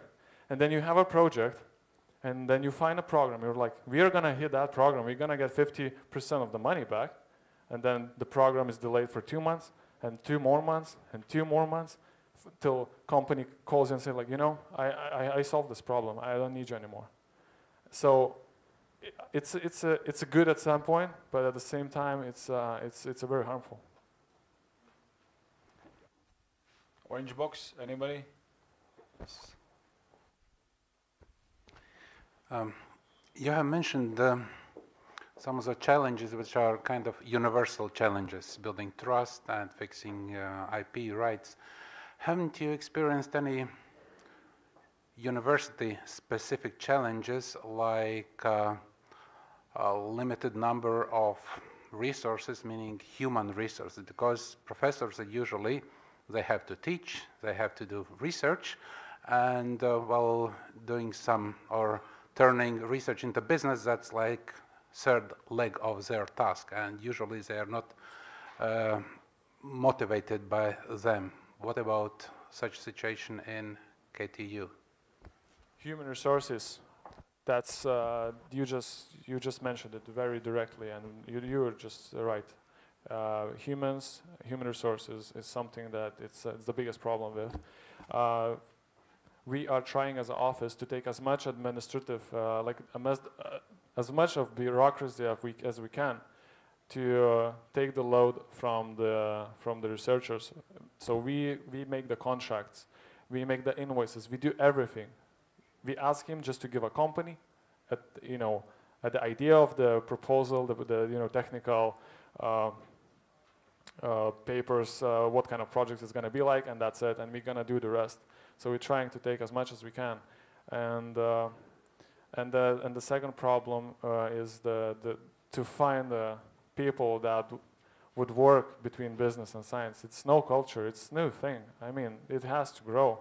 And I was very interested in that area since I entered it. So studies and everything, it's all about this area now. But it's not many people like that till yet. So I mean, if you're looking now for, I don't know, specialization, it's something you can target. It's gonna become a big deal. All right, I think we have to let Paulus have a bit rest, and then if you have more questions, we have a coffee break coming up in half an hour. Thank you very much. Thank you. I have to admit that, Paulus, your jacket still looks kind of okay. Thank you for coming. And maybe this is not for a new jacket. This is, well, Something. yeah, for something. I don't know what it is actually. All right, so we have a next speaker. Agnes Stiebe came all the way from US, and as you can probably guess from the name, he's Latvian, working for MIT. MIT is, do you know what is MIT? Yeah. It's the coolest technology university in the world, isn't that true? That's true. That's very true, yes. Before you start, I have a question, because, you know, we read Facebook and those fake news things, and so what about newborn kids nowadays in US? Do they get the name Donald? I don't know. I think that's a good research question for the scientists to figure it out, whether that's going to be a trend soon. I don't know. To be honest, once you get into the MIT, most of the other parts of the world or other kind of worries become irrelevant to some degree. All right. All right, so Donald is irrelevant for MIT guys. All right, thank you. Of course, I'm speaking just for myself. So, yeah, I'm from Latvia, and I'm proud to be back here. And I'm really happy when I look back to what I did so far, and especially I'm happy for the future that still is ahead of us.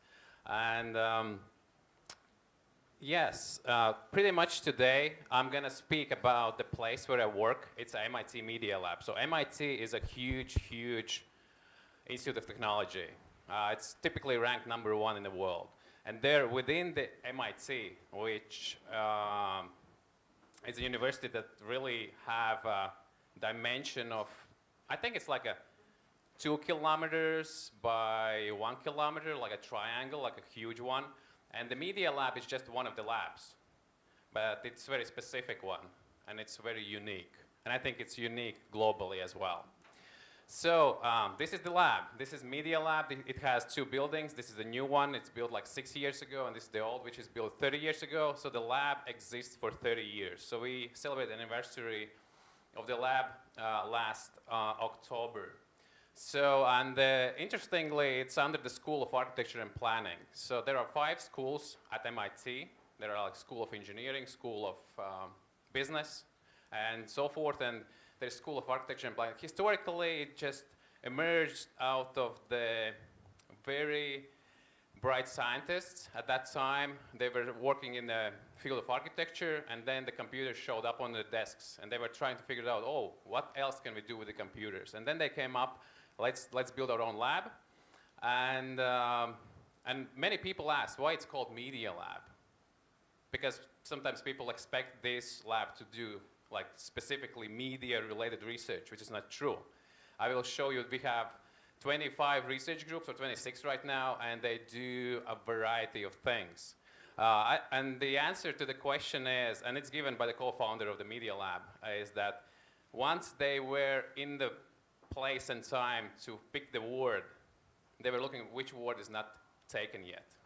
So out of the very fancy, very technology-driven words, so this was the one that was still available. So that's why it's a Media Lab. So what's so brilliant about the Media Lab? Have you seen this combination of these 2 words before? Do you know what that means? So the introduction to explaining this word is, so we know what disciplinary means. So those are disciplines, like chemistry, like biology, like physics, engineering. And then there have been a combination of words, cross-disciplinary, which you most likely know. So we try to cross them, existing ones. So what this means is it's something that is not even a cross-disciplinary, it's like anti-disciplinary. So it's something that doesn't exist yet. And here is the first insight. And it might sound to you kind of too far-fetched, but this is how the DNA of the lab works. So it really looks for something that doesn't exist. It's not combining things. Sometimes we do combine things, of course. But pretty much that's the whole mindset of anti-disciplinary. When they look for professors, new professors to join the lab, I haven't seen in the latest ads, but there were like a year ago, and that was like on the website of the Media Lab, requirements for a new assistant professor. One of the sentences sounded approximately like this. If you, with your research statement and with your teaching statement and with your vision, can find a job in a university anywhere else, don't apply here. So this is sometimes how bold this institution can be, but at the same time, that's why it is so special. So these are the PIs, principal investigators or professors of the research groups. So these are the list of the research group names and their leaders. I'm working with the Kent Larson in the Changing Places research group. So just to give you an example, let's look into biomechatronics. So this research group really works on the prosthetics, different kind of things, materials that would fit the biological body if the person is missing something, and they work onto the engineering of all of the prosthetics and so forth. Human dynamics, Sandy Pentland, like research group next to ours, they work on analysis of human behavior or interaction. Like in the companies, they really study how people interact with each other, and sometimes how the location of different departments really influence whether the company is successful in sales and marketing, and whether there's a problem in the communication within a company. And there can be these guys, social machines. And actually, their leader, De Broglie, worked for Twitter. Now they have an access to all of the tweets from day one. One of the recent studies that they published, or pretty much they presented as, you know, sometimes there can be a tweet that is very controversial, and you don't know whether that's really true or not. And the typical media reacts to that, and making a statement, whether it's true or not, within a day or half a day. These guys really ran different kind of algorithms, and by patterns based on how that tweet, which is like a controversial, is retweeted, or people are reacting with the comments, these guys can tell within 2 hours. Within 2 hours, they can tell whether that news that is tweeted is true or not. It's just like how different kind of things can be getting up to the speed much quicker than in a usual way. And yeah, just to give you, again, a different example, opera of the future. So people working on how technologies can complement music. Again, like completely kind of different angle from what I described before. And I would like to finish up this little introduction about the lab. Of course, I can talk about this for forever. This guy, Kevin Esveld, it even doesn't have the group name yet, but it's because the slide is quite old. Old means like a couple of months. The group is called Sculpting Evolution. So what these guys are doing, and this is a new group, it joined very recently. They look into DNA engineering. So one of the research that they do is, imagine, you know, a mouse. A mouse can carry a Lyme disease, right? So it's an infection that a mouse can transfer to another mouse, and when the person gets the Lyme infection, it's quite a serious thing. So what they can do now is what's possible. You can take one mouse, and you can engineer the DNA so that the mouse is immune to Lyme disease, so the mouse cannot get it anymore. But what happens in reality? Once you kind of get one mouse immune to that, or many mice immune to that, they run back to their fields and meet other mice that are not immune. And when they make an offspring, the offspring inherits one DNA from the one mouse and the other DNA from the other mouse, which means that new offspring is not immune anymore. How to cope with that? These guys engineer not only the protection to the disease, but also complement with a small engineered part of the DNA that copies the protected part to the other DNA. So which means that the offspring, although there are two DNAs, one protected, one not protected, the small software in a DNA, copy is the protective part of the other one. Pretty much looking forward to that, which means it might be the case after time, after generations, that all mice are immune to the Lyme disease. Just an example what the lab does in a different kind of spectrums. Let's move on. Why, I think the question is still why I'm speaking about the media lab within the context of how to commercialize. Where is the connection between the academia and business? This is a list of business companies, multinational companies, that have a membership at the media lab. What membership means? Membership costs $250,000 a year. Each of these companies pay membership fee, which brings into MIT Media Lab 45 million per year. And you would ask, so what's so good about it so that people pay that huge amount of money? I think the all ecosystem and all the DNA, all the creative or the futuristic way of working attracts these multinational companies. But of course, also previous speaker said, how about IP? Intellectual property rights.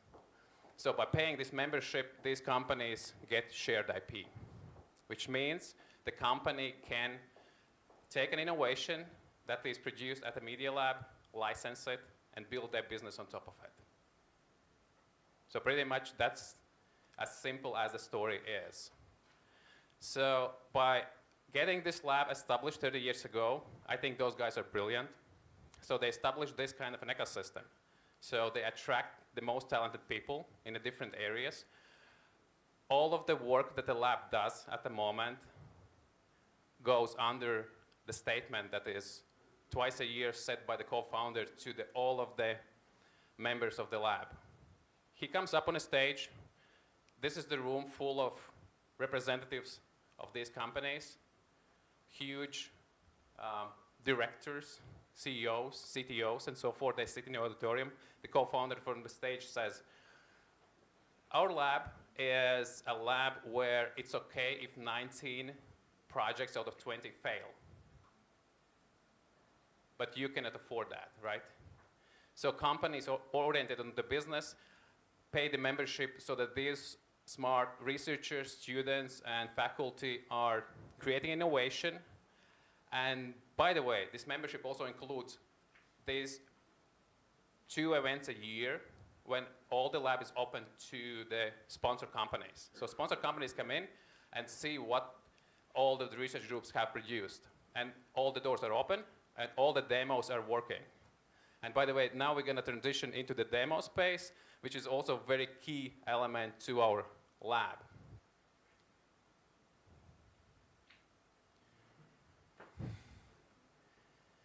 What is the saying in typical academia? Publish or perish. These guys of the media lab, because they come from the architecture, and because my background didn't have anything to do with the architecture before I joined the lab. My background comes from computer science, social sciences, social psychology, an MBA, of course, from Riga Business School. And what's so specific? Are there architects in the auditorium? Yes. So what's so special that I learned from architects? Because for architects, you cannot describe how the building is going to look like. You need to make a small model. You need to make a demonstration of that futuristic building that you plan to build. So that's why the founders of the lab said, instead of publish and perish, we're going to have this as our firm statement, demo or die. So if you have an innovation, you have to make it as a demonstration. And this is an example where one of the members events or sponsors events. So people really coming in, all doors are open. This is the lab space where I work. People meet each other, demonstrate, sponsor people, ask questions. They look into the innovations. And of course, for businesses, it's important to understand what of these innovations might help them to advance their business. Whether that can contribute to some of their products that they have, or they can come up with the new products based on the innovations that I see during those visits to the lab. Here is another list of things that might make this place different, and actually makes this place different. So these are the principles that define how we think every day. And maybe before getting into this, it's also important because the transitioning from the academic way of living, because this is academic institution. MIT is academic institution, Media Lab is academic institution, but the principle is that the money is directly attracted from the business, and business have direct access to it. Another statement that the co-founder every time says to the business companies is, if the innovation that we are producing in the lab one morning is taken by the market and driven by the market from that day, we stop doing it. So we do only things that market is not driving. So that's very strong. And to be able to do that on a daily basis, these are the principles that describe the DNA of the lab. And I think one of my favorite is this one. Disobedience over compliance. And I think that's just so far from what typically how the society operates, and different kind of institutions, organizations pretty much rely on structure and different kind of things. We don't have that. Everyone can create something new. So it's really unrestricted. So within each research group, of course, you do an innovation with a bigger scope of that group. But regardless of that, everyone can pretty much come whenever you want and create whatever you want with whatever tools are available. And just to explain what maybe some of the other ones, so compasses over maps. So once you get a map, it's already preset. So it's all there. Compass instead pretty much gives you a direction where to go, but you don't know exactly where you're gonna end up. And learning over education. So, and as a director of the lab says, learning is something somebody does to you. No. Education is something that somebody does to you. Learning is what do you do yourself. And so forth and so forth. So making this place like different from the others.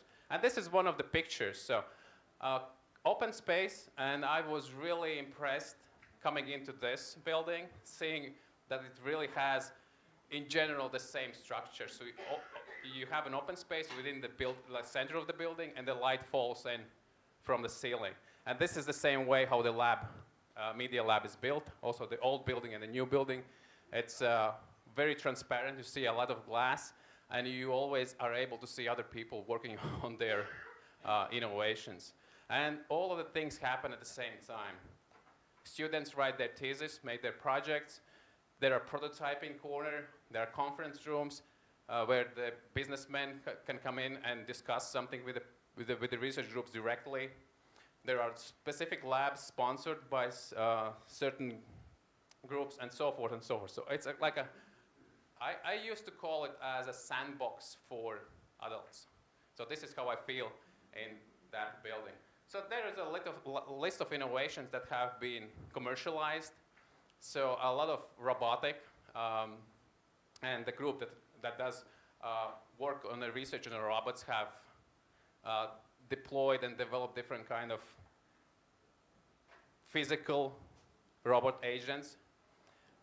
Ink, which is e-ink, which is the beginning of the Kindle that originates from the lab. This is the group I mentioned, so biomechatronics. Actually, the PI doesn't have his own legs anymore, so that's like a research that he is helping himself and the whole community. And Guitar Hero, do you know this product? So that's out of the lab. There is a project, and this is co-founder, Nicholas Negroponte. He is still around and coming to the lab and speaking with the sponsors and motivating everyone. So there was a project, one laptop per child, so pretty much getting the computers over to communities that might not be that capable of purchasing like a nice computers, but getting like a very affordable computers to them. Media matters, so combining different kind of matters and use different kind of combinations of matters to produce stuff and print stuff. And this is an example where the large 3D printers came out of the lab. But what's the most recent one? Can you guess what this lab have developed the capacity to print? What kind of material? So there is a printer that prints that. And the question? Different one. So the child. Yes, yes, yes. 3D glass printing. I don't have a slide for that, but I'm sure on the YouTube there are videos that describe that. So 3D glass printing. So they have vases and then different kind of transparent glass structures. And Bill Mitchell, who was a very inspiring person, he's not with us, but this is one of the things that was 6 years back, a kind of innovation for the city, foldable car. And here, I think I'm going to skip this one. Depends on how much time do we have. All right. So this is a 3.5 minute video on a YouTube where the director and the co-founder explains the 9 innovations that came out of the lab. So I might not play it because you can always come back to the YouTube and watch it. So you can just search for MIT Media Lab innovations or 9 innovations. And they're going to explain the Guitar Hero, they explain different other things. So, and one of, for example, GPS, early GPS, and I just like this comment that they made in the video. At that time, when they worked on the system that we know already so used to, GPS everybody knows, or most of the people know and use it. At that time, when MIT Media Lab thought, what about a device in a car that would guide you? And then people at the patents department said, no one's going to use it anyways, so we don't patent this. So we missed that, like the lab missed that opportunity. So now they just listed, okay, we was the first ones working on this, but unfortunately we don't have a patent for that. So which again reminds us that although today it might look like not very important thing, in the future it might be all very important and very useful. And a recent change in the statement that we use. So you remember the older one that I showed? What did it say? Demo or die. We make one step further because demo was at the time that you said, when the sponsors come into the lab, everything should work. That's a demo. That's like a 2 days a year. Now, not anymore. You should really deploy it, and you should really get it out there, and it should really work more than 1 day. So that's why it's changed to the deploy or die. And this is the foldable car. If you look at the 2009, that was the, let's call this one demo. So that's a graphic, like a video that's created. This is a real car. It rides on the streets of the northern Spain. So this is deploy. So that's a transition. 2012, foldable car. Why I'm emphasizing 2012? Because that project stopped and the whole mindset changed from car being a king of the streets in the city to a different vehicle that we are developing right now. So pretty much at that time was like, okay, car, let's make it smaller, let's make it foldable, let's make more space. But no, car, because there are so many people just riding one person in this huge or bigger vehicle. So we thought there has to be a different mode of transportation in the future. And this is another demo that my colleagues built 2 years ago and said, this is going to be the vehicle for the future cities. So it's be advanced bike. It will fit on the bike lanes. You could ride. It was at that time still foldable, but now we gave up this folding idea because it doesn't save a lot of room. And that would be a vehicle that we should work on for the future cities. Here it is. So this is one of the events. I think it was in January. Yeah, January 8th. So CES, a big consumer electronics conference, one of the prototypes.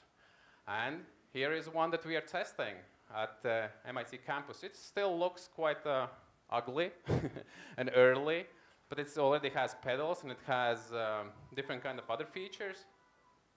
And then, of course, what's very important for the future mobility is autonomy and self-driving. So this is what we do in collaboration with, as we call that lab, CSAIL, Computer Science and Artificial Intelligence Lab. So we collaborate to do the computer vision part and everything that is need to be engineered for the autonomy purposes.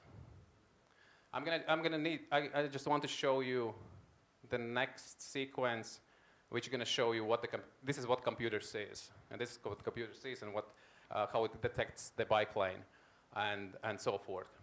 And very recently, this whole concept have been brought to, and that's another YouTube video, and I'm not going to play it, but this is the actual tricycles autonomously riding in Taipei. So this is one of the collaboration partners with the Media Lab. They are one of the sponsors. Taipei specific organization, I don't remember the name, but they really partnered to get these autonomous vehicles deployed in Taipei. Earlier having an Air Force base in the city of the center, and this is exactly where they are tested. And this is news like 2 or 3 weeks back. Another thing, and this is now we are kind of transitioning from the deploy or die to the real business. This is a transition. 2 people sitting at a kind of a wooden bench, kind of nothing very sophisticated except, and I personally, I wouldn't say this is a huge innovation. This is more like a combining 2 things. And Sandra Richter, she was working in my group before I came there, and because she went to do her startup and building these benches, so that's why I was happy to get that place. And what they did, they had 2 groups in the Media Lab. One called Changing Places, where I work right now, and there were other colleagues working in responsive environment. What they did, they pretty much combined the bench and the solar panel and the charging. Nothing like a rocket science, but no one else did before it. What they did, they patented it, and they are producing these benches, and they are distributing this all over the US. And within 2 years, because that was the time when I went there, and she went to do the startup. Now we can see this gentleman is also attracted to the business. Yeah, charging his phone. So an illustration. So sometimes we look for something very extraordinary, but to make a business as a startup, because I explained to you that the business companies can get the shared IP and license things. That's one of the models. But this is another model, when the people from the lab can get their idea out of the lab, and the lab still gives a 6-month support for them to get their business up and running. And of course, lab has a share in that company. But still, this is an example how people from the lab took their idea, brought it out, and built a business on top of that. Yeah, different kind of ways, and people can use it. I don't know whether that's the right thing to do in this kind of a specific location, but it's possible, as you can see. And then just to give you a perspective of the time, they came up with this bench and solar panel idea 2 years ago, and they built it, and it kind of up and running. Now they are already thinking about the next advancement on their business. So when the sofa is here, the bench is called sofa, and this can be, and that's like Wi-Fi enabled thing. And then they think about this more of a stand-up displays, communicating back information. And also, I would like to also connect with them and use this for my own research on how to influence people's behaviors and attitudes in the urban space. So here is a 13 minutes video, which I'm not going to play. But, oh, it plays. This was the problem for me this morning. It seems like technology just gets right on track when it's needed, which is surprisingly. So this is a video which summarizes much of the innovations that we do at the Changing Places. And this is an example how we, again, use very easy tools like Legos. Lego is one of the sponsors, 30 years with us, for city planning. This is how, if you put different kind of buildings, residential and commercial, on the land, and these are streets. So you can see if you put only offices on a certain area in the city, all the streets get congested, so cars get stuck.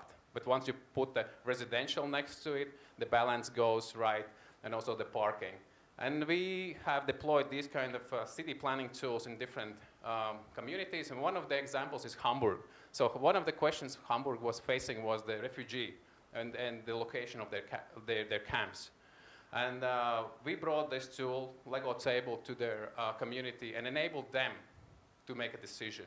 So they would be able to use the Legos to move around, and there were people from the city governments, people from other official institutions, I don't know, firemen, policemen, maybe education and so forth, and just moving the Lego bricks around. Oh, let's place them here. And they see the effect on the parameters, whether that would be beneficial, for example, for the new entrepreneurship that refugees could do. And it would be really, and the parameters come from the fact if you really get them only in a silo, only like in a very restricted area, they are not integrating well. So that's why the tool was enabling people to see the effect depending on where you locate their campus. And also different kind of other innovations. Actually, I would like to skip a little bit and show this one. So, transformable furniture. Have you seen this? So most of our demos are available on YouTube. So once you just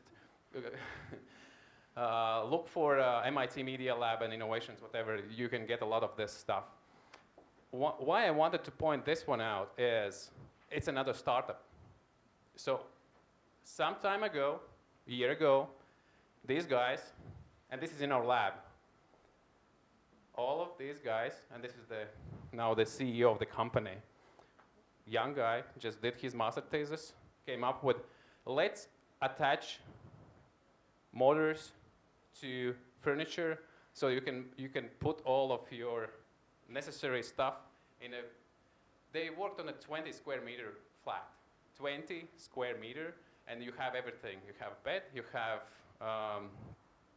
bathroom, you have shelves that you can move. And I was part of the experiments. You know, how does it feel when you stand in that space and you say closet, and somebody answers to you, closet selected. Move the closet right, and the closet moves right. And that's just, I really suggest to you, if you have a chance, coming to Boston, or specifically Cambridge, or to MIT Media Lab, I will give you a little kind of chance to experience these things. But the point is, a year ago, this was in the lab group working on attaching robotics to the furniture. Now, today, they have their own flats equipped with this stuff as an actual place where they invite investors and invite businesses to see how that works. So that's a real startup that came out of the lab. And I think the time is 12. Perfect. My work, Persuasive Cities, which is not at this point at the stage of commercialization, but at the same time, I would just like you to show an example what I mean by that. And I believe soon that is going to be part of our urban spaces. It's a way of giving the feedback about what's happening. So technologies with the sensing can tell us how we behave in different kind of ways. And these kind of innovations, like a feedback displays or channels that will tell how we as a society, how we as a community, especially with regards to well-being and health, are doing. Because sometimes people don't want to change anything because they kind of have a perception nobody does that. But apparently, many people having healthy routines and healthy lifestyles, and just by exemplifying these in a different kind of ways that is unobtrusive, just around in the urban space, gonna help a lot of people to shift their behaviors and attitudes towards their own well-being. So, thank you. That was my presentation today.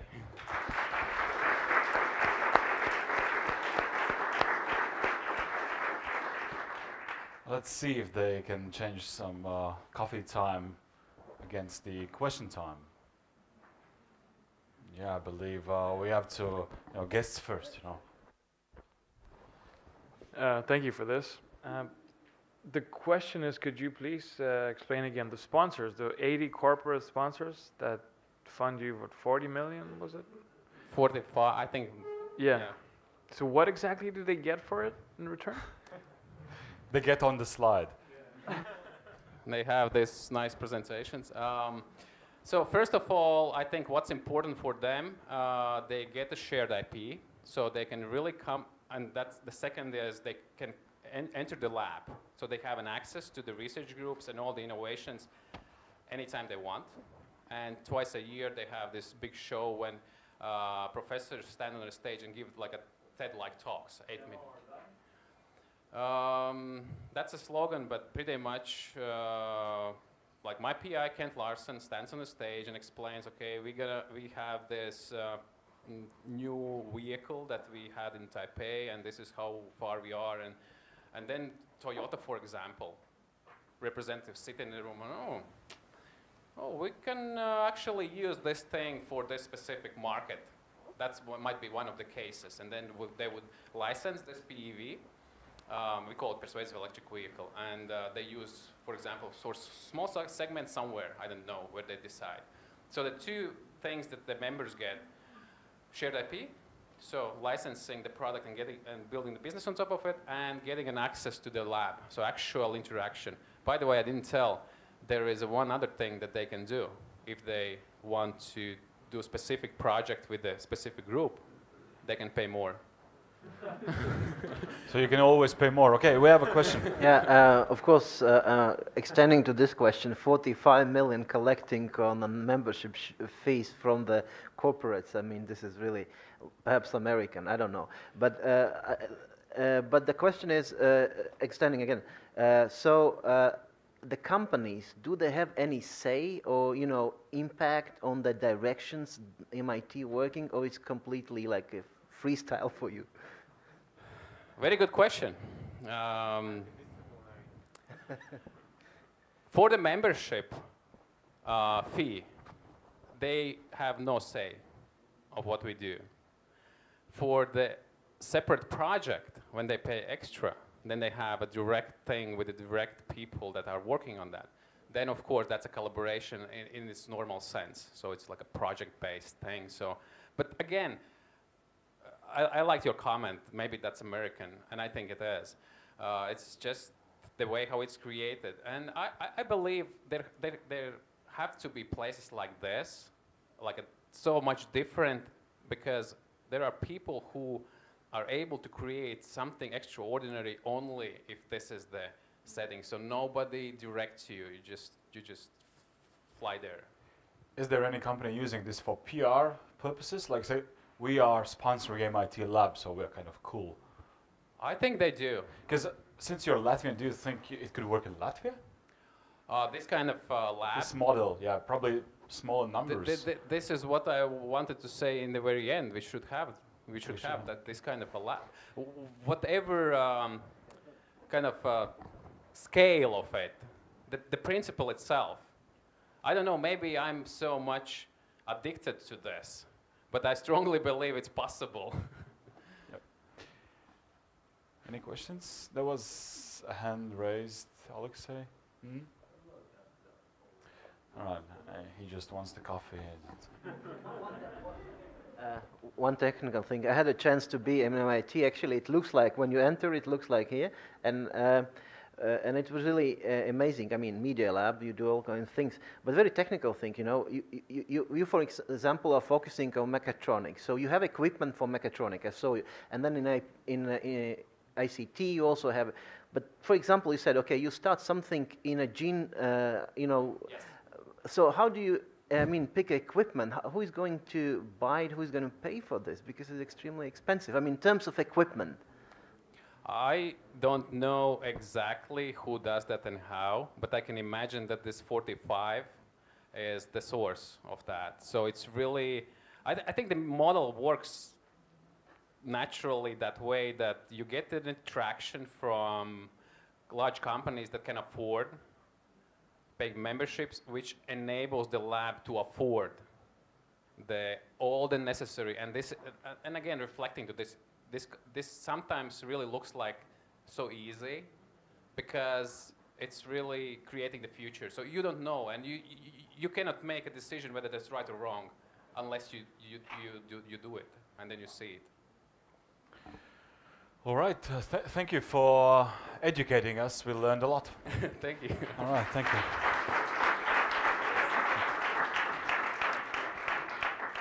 All right, so I see you back here, everybody, at 12:30, all right? And I challenge you to get to know to a person you didn't know before.